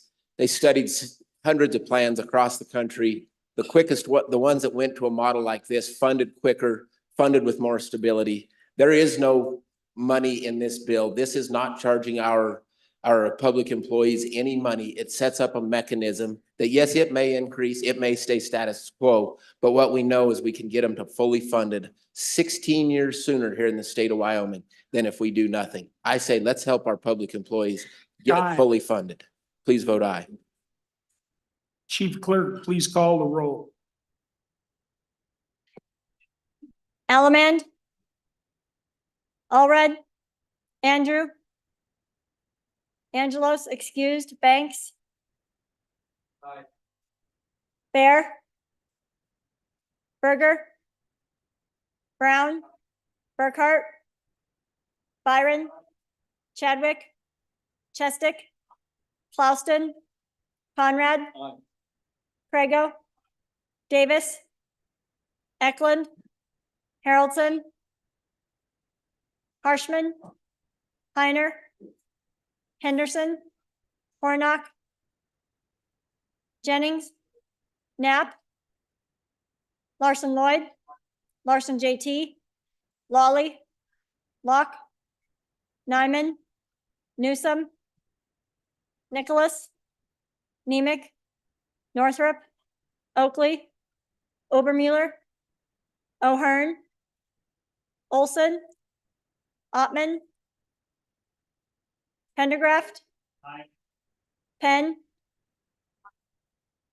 Provenza. Rodriguez Williams. Sherwood. Singh. Slagle. Smith. Stiff. Store.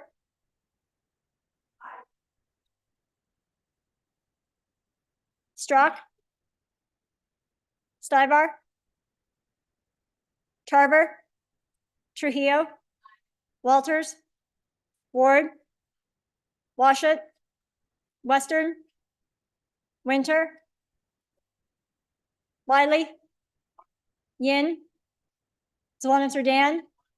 Zwanitzer Dave. Speaker Summers. Aye. Are there any changes? Andrew, no to aye. Further changes? Bear, aye to no. Further changes? Haroldson, aye to no. Knapp, aye to no. Further changes? Closing vote. Vote closed. 49 aye, 12 no, 1 excused. Having received the affirmative vote of 2/3 of the elected members, House Bill 83 has been introduced and is assigned to Committee Number 2 Appropriations. Whip Western, could you come up here for a minute? The next bill for our consideration is House Bill 84. House Bill 84, sponsored by Appropriations. First reading of the bill. High Plains Research Station and Arboretum Historic Site. Chairman Nicholas. Thank you, Mr. Speaker. Ladies and gentlemen, I would move for your favorable consideration on House Bill 84 and ask for your aye vote so I can do a more full explanation of this bill on the floor of the House. You all have a handout that was circulated. Ladies and gentlemen, what this is a Wyoming historic site that we're trying to preserve. It's currently owned by the city of Cheyenne. They would like to enter a lease agreement with the state of Wyoming and our State Parks Division for 877 acres. So we can preserve these 650 plus old original trees from the old original arboretum that was built in 1928 and has been operating and currently now is by the U.S. Department of Agriculture where they do range glass research and invasive species research. But the problem is the city of Cheyenne cannot take care of these buildings. It is a heritage site for the state of Wyoming. This is an attempt to try to preserve it. If we don't do it, basically this place will go away. The buildings will go away, the trees will die because they don't have the funds to do it. I would respectfully ask the opportunity to present this in a fuller fashion to you. But currently the state parks has evaluated it. The city of Cheyenne has promised 1.5 million over the next 10 years, including 1 full-time employee to operate this thing. The State, University of Wyoming wants to be involved in it. The State Forestry has been in public meetings along with the Botanic Gardens here in town. It's a beautiful property that needs to be preserved. And frankly, ladies and gentlemen, this is the only way that's likely to succeed. So I'd ask for your aye vote so I can present further. Thank you, Chairman Nicholas. Would anybody like to speak in opposition? Or Representative Warnock? Thank you, Mr. Chairman. For the benefit of the body, this is more of a question. There is no appropriation on this bill. However, in passing this bill, it does require funding and a great deal of funding for upgrades, for construction. So I'd like for somebody to tell the body how much money over time will be required to do those upgrades, to do those constructions, to bring this facility to the place where they want it to be. And then the ongoing appropriation that we will see now every year to maintain this facility, to keep staff out there. I'd like for that to be presented as well.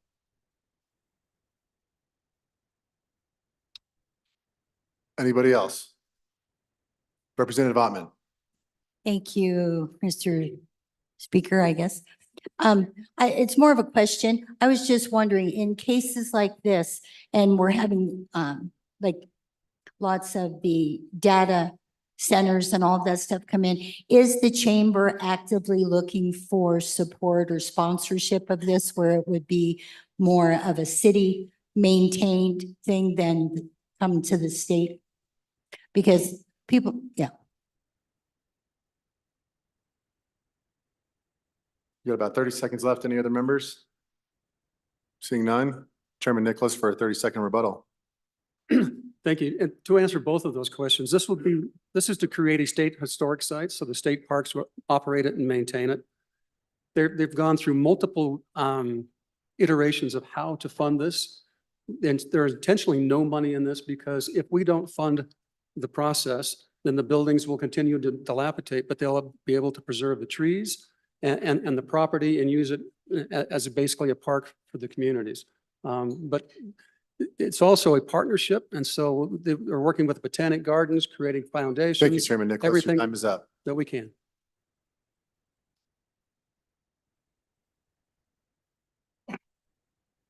There's no more discussion. Chief Clerk, please call the roll.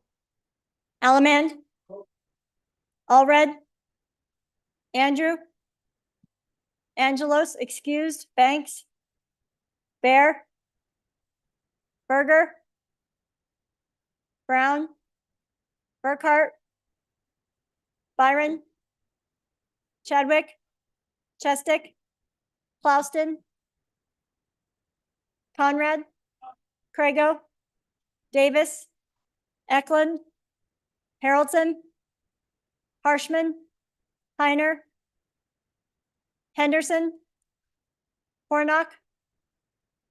Jennings. Knapp. Larson Lloyd. Larson JT. Lawley. Locke. Nyman. Newsom. Nicholas. Nemec. Northrup. Oakley. Obermuller. O'Hearn. Olson. Ottman. Pendergraft. Penn. Provenza. Rodriguez Williams. Sherwood. Singh. Slagle. Smith. Stiff. Storr.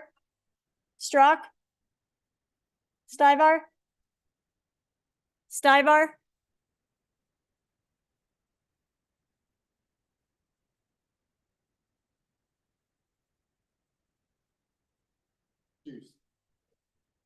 Tarver. Trujillo. Walters. Ward. Washut. Western.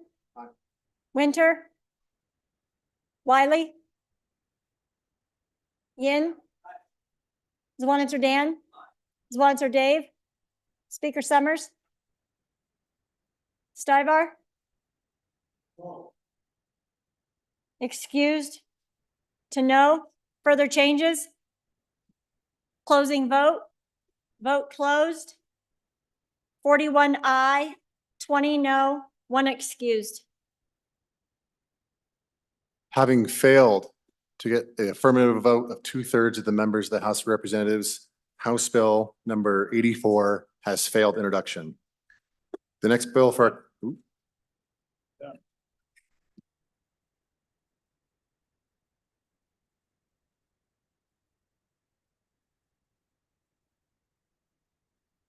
Mr. Majority Floor Leader. Mr. Speaker, I move the House resolve itself into the Committee of the Whole. Consider the following bills: House Bill 8, House Bill 70, House Bill 9, House Bill 11, and House Bill 10, and House Bill 16. The committee sees fit. All those in favor signify by saying aye. All those opposed? Chairman Zwanitzer Dave.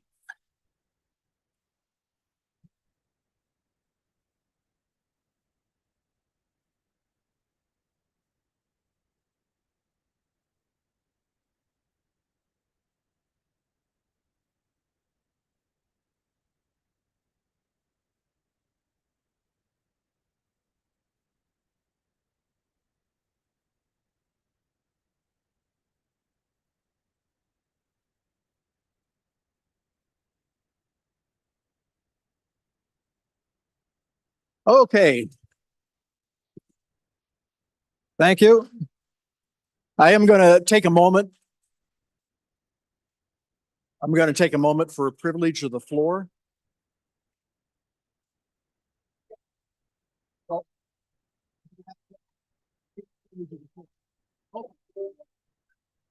Okay.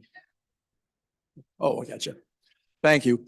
I'm going to take a quick moment for a privilege of the floor to remind everybody in the Committee of the Whole, there is unlimited debate. So no stopwatches, unlimited debate. So the Committee of the Whole will please come to order. The first bill for our consideration is House Bill number 8, and the reading clerk will read the bill. House Bill 8, sponsored by Transportation, Commercial Driver's License, Hazardous Materials Endorsement, an act relating to motor vehicles. Mr. Speaker, your Committee number 8, Transportation, Highways, and Military Affairs, to whom is referred House Bill 8, Commercial Driver's License, Hazardous Materials Endorsement. Respectfully report same back to the House with the recommendation that it do pass. Ayes, Representatives Berger, Brown, Nemec, Obermueller, O'Hearn, Pendergraft, Smith, Stivar, Wiley. Representative Brown, Chairman. You have heard the reading of the bill. What is your pleasure? Chairman Brown. Well, thank you, Mr. Chairman. I move that when the Committee of the Whole arises to report it, do so with the recommendation that House Bill 8 do pass. There are no standing committee amendments, and with the explanation of the bill, I will turn it over to the good representative from Goshen County. Oh, I'm sorry, I have it backwards. I'm actually going to turn this one over to the good representative from the southern part of the state. I mixed you guys. Thank you, Representative Nemec. Thank you, Mr. Chairman. I bring you House Bill 8. What this does is authorizes CDL drivers with hazmat endorsements with the ages of 18, 19, 20. Reduces that from the age of 21 down to 18. So, oh, I'm sorry, intrastate driving only. So not interstate. So interstate within the state of Wyoming, they can drive between 18 and 20 years old.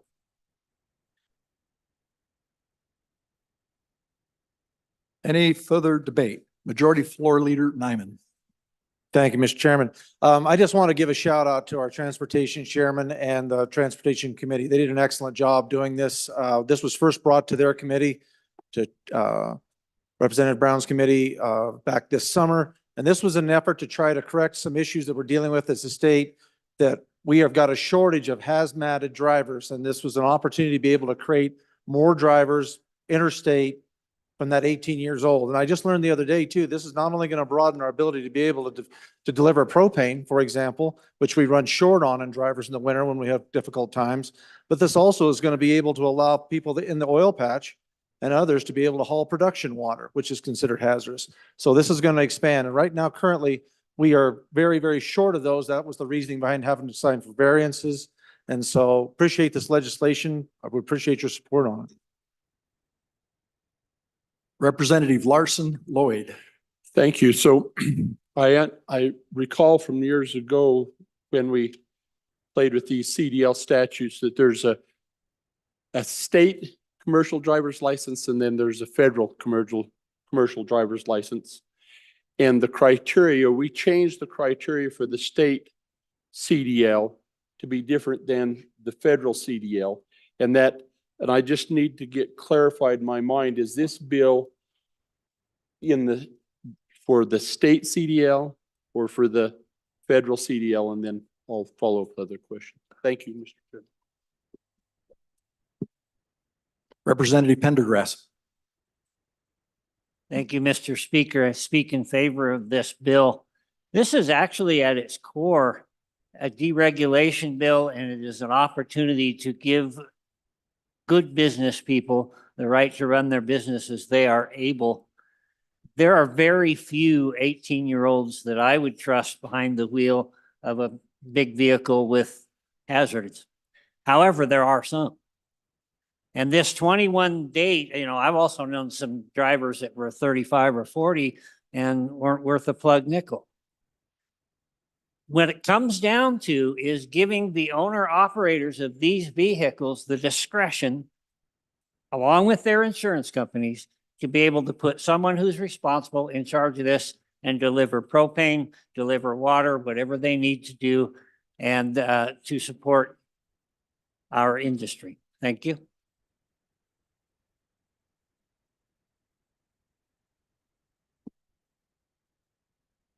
Representative Bear. Thank you, Mr. Chairman.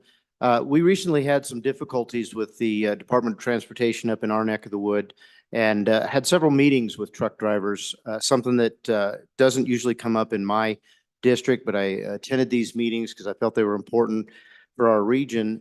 And I heard a recurring complaint, and it really had to do with the ability to get drivers. And the complaint came up because they were concerned about things that the state was doing that was causing older drivers to retire and retire early, to get out of the business. And this is a problem statewide. But here we have young people that are willing to get into the industry and work, but we have these restrictions that are keeping them from doing it. And I'll remind you that at this age, we can send these young men and women to war.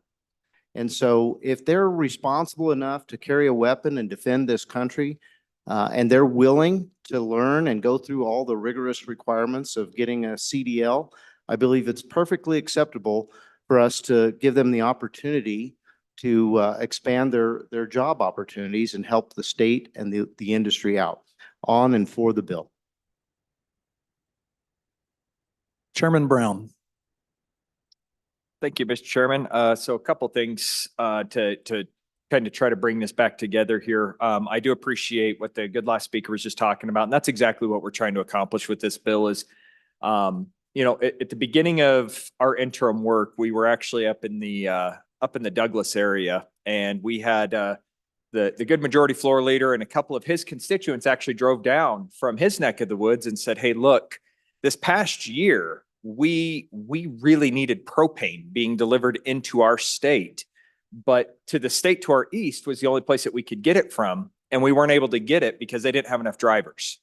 But they actually had a propane delivery service in their neck of the woods that had 18-year-olds, 19-year-olds, and 20-year-olds ready to take this on. And we're actually doing similar duties, on the farm and on the ranch and all those types of things. And all they needed to do was actually just get that hazmat endorsement. Well, what we looked at, and I want to make sure that we kind of calm some fears. I've actually had a couple people come up and ask, is this something that's going to cause us some issues with the federal funding and stuff like that? And we work this through the interim. That's exactly what our interim work is supposed to do. And we ask those questions directly with the Department of Transportation to find out, is this going to cause us any issues? And the answer is no.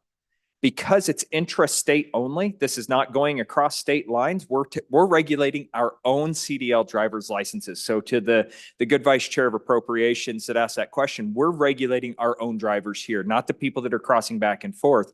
And this also allows us to grow our own, right? This is something that a few other states across this country have done as well. South Dakota, North Dakota, and a few of those others have actually adopted this as well for similar issues. And so what this is allowing us to do is to put those 18, 19, and 20-year-olds who are willing to go through the training. This isn't a rubber stamp. This isn't something they're just going to get approved for. They actually have to go through the same rigorous training. And it's going to give us that opportunity to make sure that the aging truckers that are leaving and the people that are wanting to stay or get into the business, we're able to get them in and get them going a little bit earlier. And these jobs are actually high-paying jobs as well. So I think this is a really good bill. This is something that has been studied. The other thing I will say is this is a second horse in this race. One thing that I've learned in this body is from the chairman of revenue is you always have to try to have more than one horse in a race. And we actually have the Department of Transportation working on rules right now that would also regulate this. They actually have the broad authority to go ahead and do this within their rulemaking authority. We have them doing that on top of us statutorily doing that as well. So whichever horse finishes the race first, that's the one we're going to go with. So on for any more questions, Mr. Chairman. Thank you. Representative Harrelson. Thank you, Mr. Chairman. So one of the things I think we need to understand when we talk about 18-year-old, people say, well, are they ready? You have to understand with ag exemptions, we've got a lot of 18-year-olds driving these types of vehicles as it is. I would say that the testing that they have to go through would very much eliminate those not capable.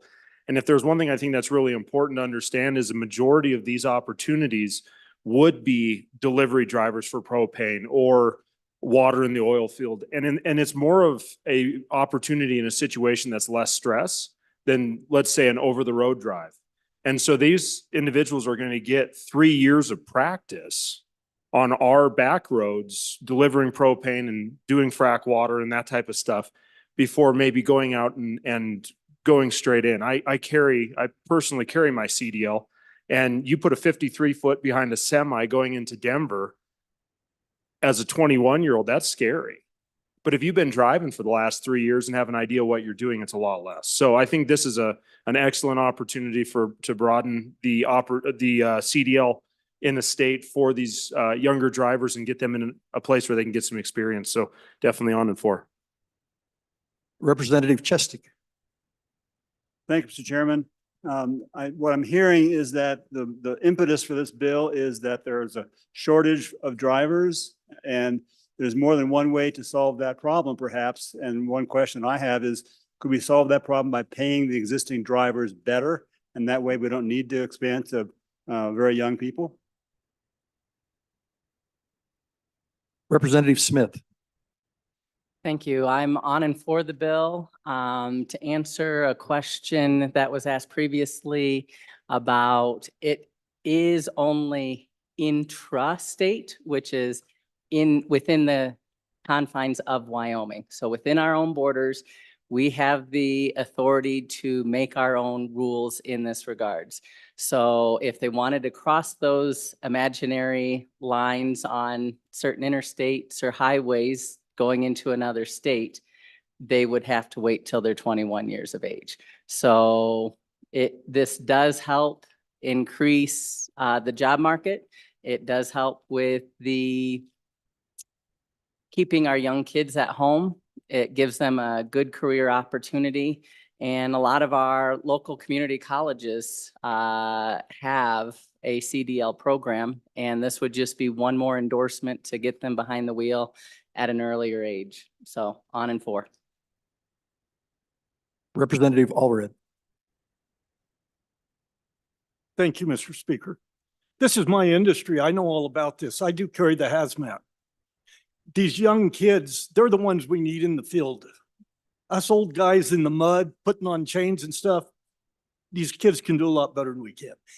And as far as having people who are not qualified, the testing's rigorous. and then you're fingerprinted. And at 0.02 alcohol breathalyzer, you're drunk. It's very regulated and these kids can handle it. Thank you. Representative. No, is there any further discussion? Representative Larson Lloyd. And I apologize for not being up to speed on this state commercial driver's license, but so they're testing as a written test. Is there a driving test? And where do I find that? There's, Representative Winter.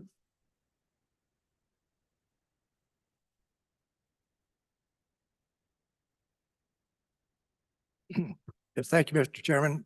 I think this is a great idea. What's happening with these younger kids is they can't drive, so they're going and to other places to get their future started. And it really takes away from the transport or the trucking business. And I think these kids could really do well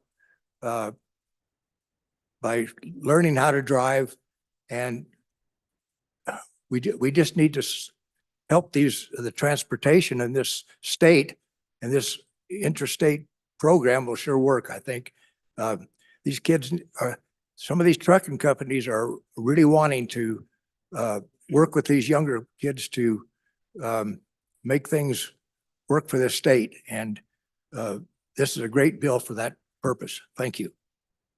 Chairman Brown.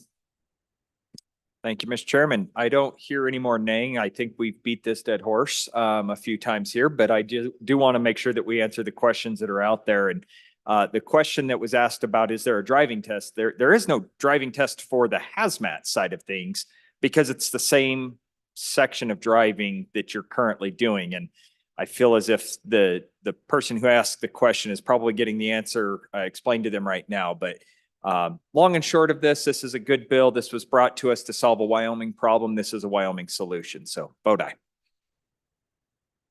Is there any other discussion? Question being called. All those in favor of Chairperson Brown's motion, when the chairman of the whole rises to report it, do so with the recommendation that bill number 8 do pass. All those in favor, please say aye. All those opposed, no. House Bill 8 has passed the committee of the whole. The next bill for our consideration is House Bill number 70. The reading clerk will read the bill. House Bill 70, sponsored by Appropriations, Local Government Distributions, an act relating to local government funding. Mr. Speaker, your committee number 2, Appropriations, to whom is referred House Bill 70, Local Government Distributions, respectfully report same back to the House with the recommendation that it do pass. Ayes, Representatives Henderson, Larson, Nicholas, Sherwood, Stith, Walters, Swanitzer. Representative Nicholas, Chairman. Chairman Nicholas. Thank you, Mr. Chairman. I would move House Bill 70 and turn the explanation over to the good representative from the Sweetwater area. Representative Stith. Mr. Chairman, so House Bill 70 is our local government distribution bill. For all of you who really miss algebra class, this bill is really truly a thing to behold. If you read through it, you'll see that there are a number of different formulas. You have 2/3 of 89%. So those of you who want to calculate that, that goes to cities and towns. The upshot is this. This is the way we support our local governments, and it's really important to do so. It is worth noting that the funding formula is tilted intentionally in favor of smaller towns, smaller communities, and smaller counties as measured by sales tax revenue and assessment. So just because I'm sure your curiosity is burning through you, to look on page 3, for example, if you are a town of population of 35 persons or less, you automatically get $15,000. On page 10, there's another boost to counties that have lower assessed valuation. If your county, again, it's on page 10 of the bill, if your county has an assessed valuation of $300,000 per mil or less, you get right off the top, you get an additional 3 times the amount of the difference between that assessed valuation and 300,000. And finally, the last kicker that helps the smaller communities is on page 13 at the top, where in this rather Byzantine formula, you've got to love this formula. It's you calculate a cost of government index by multiplying 628 by the population of your county, and then you add $9.9 million. Well, there are probably very few people in this room who remember why the number is 628, but the important part is at the top of page 13. By adding $9.9 million to that so-called cost of government index, you help the smallest of the counties. So you can see that the upshot is, as you have at the back of the bill, this sheet that says what your county gets, what your community gets, and the method here and why it makes sense to give a boost to smaller towns and smaller counties is that they have fewer economies of scale than the larger cities. So my community, for example, gets far less dollars per person than most of the communities here in this state. But it's a good thing. We need to keep this in place. It's $105 million. As you may recall, our chief executive had recommended $110 million. This bill proposes to spend $5 million less. That's fiscally conservative. So please vote aye. Representative Bear. Thank you, Mr. Chairman. Have a few questions for the good JAC or House Appropriations members. On this bill, I really didn't get to hear enough of the history when we were going through introduction. So I'm asking for a bit of a history lesson. It's my recollection that the original impetus for this particular expenditure had to do with the food tax. And when that went away, many of the local governments lost that funding. And so there was a bit of time where we used this as what we call a backfill. I understand there was a period that it went away and we went back to it. So I'd like to just clarify that history. Also, an explanation of why JAC did the trim of $5 million from the governor's recommendation. It seems like it's been 17 years now since the food tax went away, and we're looking at potentially backfilling some of these property tax assessments that we're doing, these changes. And so kind of want to give the body an idea of what's that going to look like 10, 15 years from now, if the good bringer of the bill could explain that. Representative Stitt, we have an amendment, but do you want to answer that first, or would you like to go to the amendment? Mr. Chairman, if I may briefly address the question, and then we can go to the amendment. Please.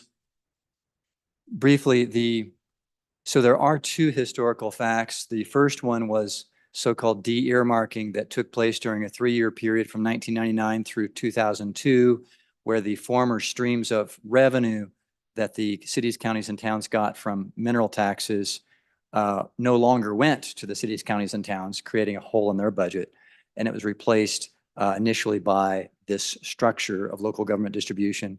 The elimination of the food tax also contributed to the determination of the amount. This amount of $105 million has been in place for a number of years. So if in 2000, for example, 2017, 18, 19, it was $105 million. Last year, last biennium, as you may recall, it was $120 million when we had the extra federal monies. With respect to the effect overall of the past 25 years now of de-earmarking, if you look in your data book toward the back, there's a fun chart there that says that over the past through 2023, cities, counties, and towns have actually received in the aggregate $852 million more using this structure that's presented to you now than they would have received had the de-earmarking not occurred. So the cities, counties, and towns have, in the aggregate, come out way ahead of where they would have been had de-earmarking not occurred. Hopefully that answers the question. Okay. Thank you. We do have a committee of the whole amendment. We are now on the committee of the whole amendment number 1. Representative Larson, JT. Thank you, Mr. Chairman. I move committee of the whole amendment number 1 to House Bill 70. Folks, it's on your computers, but it basically adds a 5% to the 105 million, so 5.25 million in additional distribution to the local governments for the costs of inflation. And so, you know, our communities are always struggling with serving our community or the people in our communities, and costs are going up for new equipment and other like staffing needs and those sorts. So that's why I would support this amendment, and I look forward to your favorable consideration. Discussion on the amendment, Representative Banks. Thank you, Mr. Chairman. On and for the amendment, the direct distribution to our local counties and towns has remained at 105 million for many years. And cost of supplies and services and things hasn't. And so, for example, in my neck of the woods, there's a county that barely is able to fund its water distribution system. And this is services that directly affect the people that we're close to back home. And so a little bit of help is going to go a long way into providing services that are directly related to things that we need and services that help our people and the government closest to the people.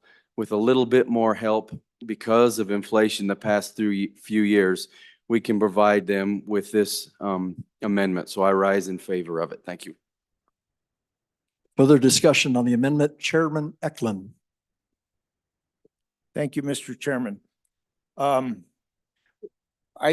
think I support this amendment as well. I do have some questions for appropriations if they had the discussion. When this formula was done, it was several years ago, and it has varied, I think, from the $105 million. I believe it's been higher than that. We set this 105 million when I think we were in dire straits when we did it, but we felt we needed to help the counties and municipalities around the state. And I guess I'm wondering, did appropriations talk very much about bringing up this value to what our income has been recently in the state the last couple of years? And I don't think 5% is asking too much. In fact, I'd probably would have boosted it a little more than that, but. Representative Stith. Mr. Chairman, I just have a question for the bringer of the amendment from House District 17 concerning the language of the amendment, which says that the extra 5 million in change is for the costs of inflation, and why it says it is phrased that way instead of just adding the $5 million in change to the amount to make it 110 and change. Will this require, for example, our office who manages the state lands in charge of administering this program to do an inflation calculation for each county or city or town? Representative Larson, JT.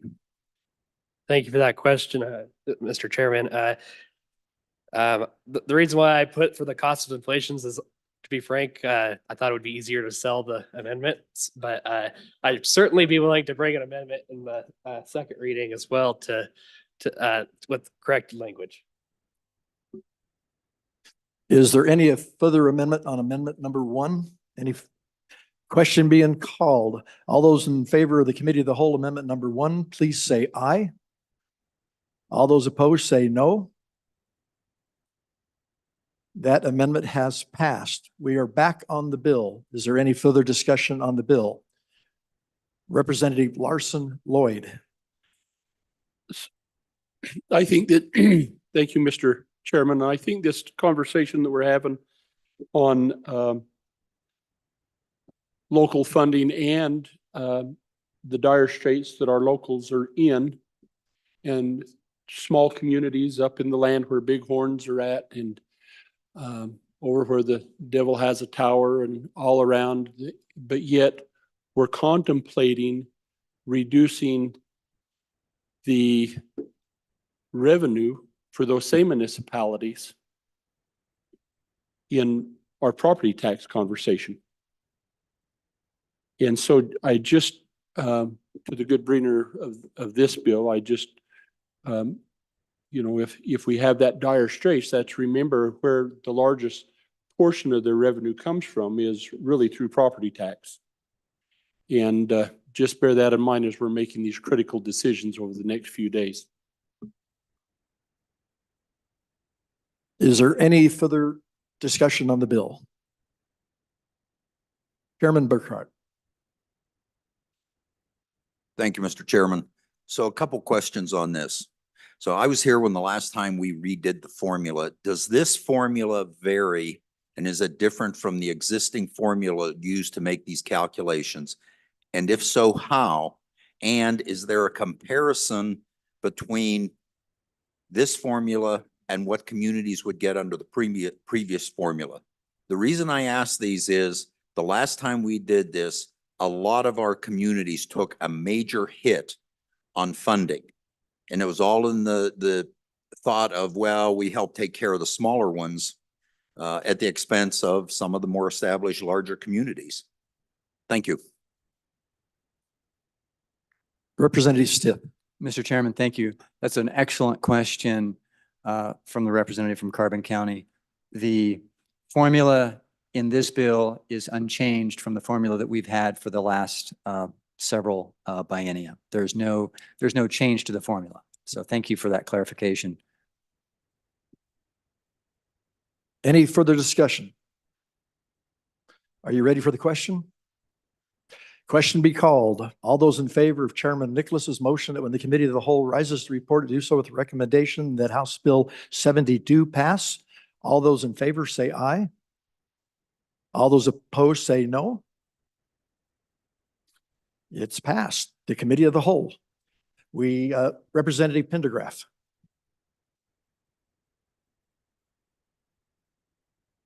Thank you, Mr. Speaker. It is with great sadness that I have to report that the officer who was shot in Sheridan today has passed. He leaves behind a young family. And I would again ask us just to take a moment of silence. Thank you.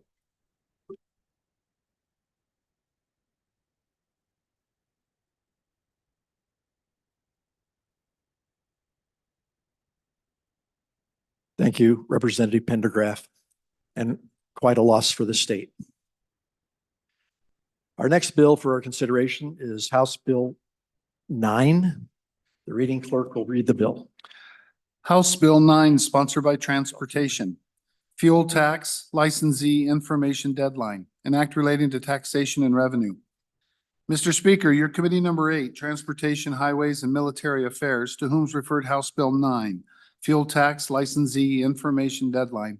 Respectfully report, same back to the House with the recommendation that it do pass.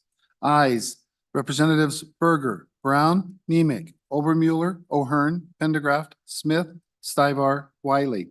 Representative Brown, Chairman. You have heard the reading of the bill. What is your pleasure, Chairman Brown? Thank you, Mr. Chairman. I move that when the committee of the whole rises to report it, do so with the recommendation that House Bill 9 do pass. This is an extremely controversial bill, and since that's the case, I'm going to send it over to the freshman representative out of Goshen County. Representative Smith. All righty. Thank you, Mr. Chairman. As Representative Brown did say, it is very controversial.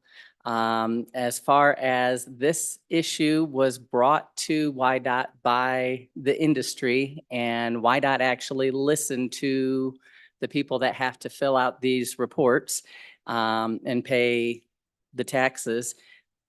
Normally it was 10 days, but between employees being sick or on vacation or holidays, 10 days just doesn't seem to be enough.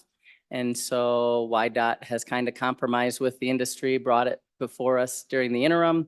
And we're confident that giving them an extra 5 days, which is whole business days, so an extra week would be sufficient for basically getting these reports to YDOT in a timely manner.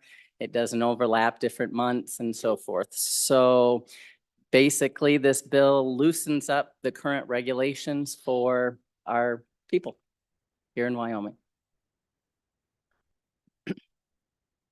Question being called.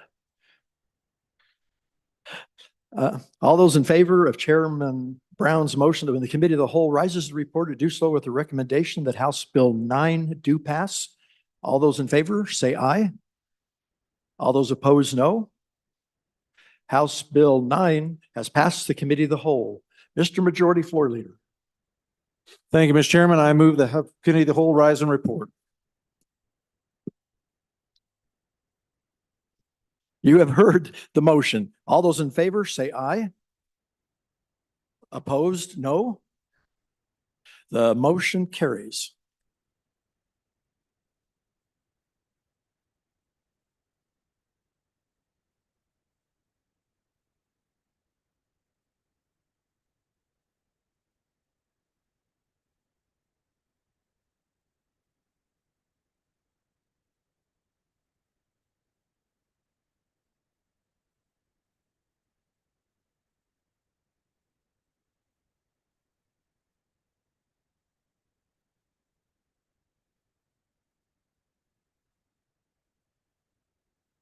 The reading clerk will read the committee of the whole report. Mr. Speaker, your committee of the whole, having had under consideration bills on general file, begs leave to report as follows. House Bill 8 do pass. House Bill 70 do pass amended. House Bill 9 do pass. Representative Zwanitzer, Dave, Chairman. Chairman Zwanitzer Dave. I move the adoption of the committee of the whole report. You heard the motion. All those in favor say aye. All those opposed. Motion carries. Congratulations, Representative Zwanitzer.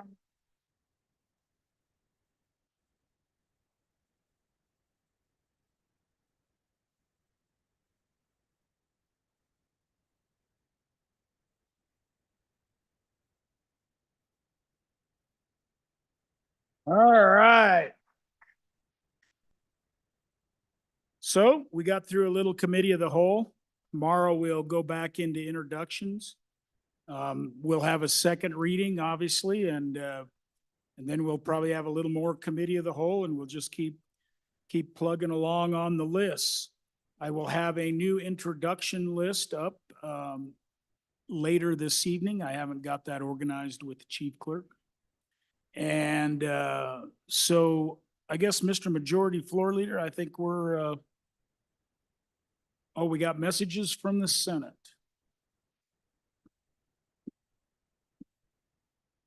Message 2. Mr. Speaker, the President of the Senate has updated the following standing committees. Committee number 2, Appropriations. Dave Kinski, Chairman. Jim Anderson, Tara Nethercott, Tim Salazar, Mike Guru. Committee number 5, Agriculture, State and Public Lands and Water Resources. Cheryl Steinmetz, Chairman. Tim French, Larry Hicks, Bob Ide, John Kolb, Dan Larson. Additionally, Senate Agriculture will meet Tuesdays and Thursdays at 8 a.m. Senate Transportation will meet Mondays, Wednesdays, and Fridays following noon recess. Message 3. Mr. Speaker, new Senate staff employees of the 67th Wyoming State Legislature budget session are as follows. Judy Eatman, Leadership Secretary, change in position. Marilyn Moore, Watch Person. Rand True, Student Page. Sylvia McClure, Student Page. Sincerely, Ellen Thompson, Senate Chief Clerk. All right, Mr. Majority Floor Leader, I think if we could get an adjournment motion, then we'll go to committee announcements. Oh, just a second, Mr. Majority Floor Leader. Representative Haroldson on a privilege. Thank you, Mr. Speaker. Privilege of the floor. Please go ahead. One of the things I think that we need to always remember when we're here, for a lot of us, we leave family behind to come down here and do what we do. And the sacrifice is not just us and our time, it's our kids and our wives and our grandkids. And I look across this room and I've seen some pictures of babies that have been born this year that dads and moms are having to be away from. But today I had the privilege and the opportunity of having my son join us. So up in the South Gallery, we have Malachi Harrelson. And I just want to say thank you, Malachi, for allowing your dad to come down here and fight for this state.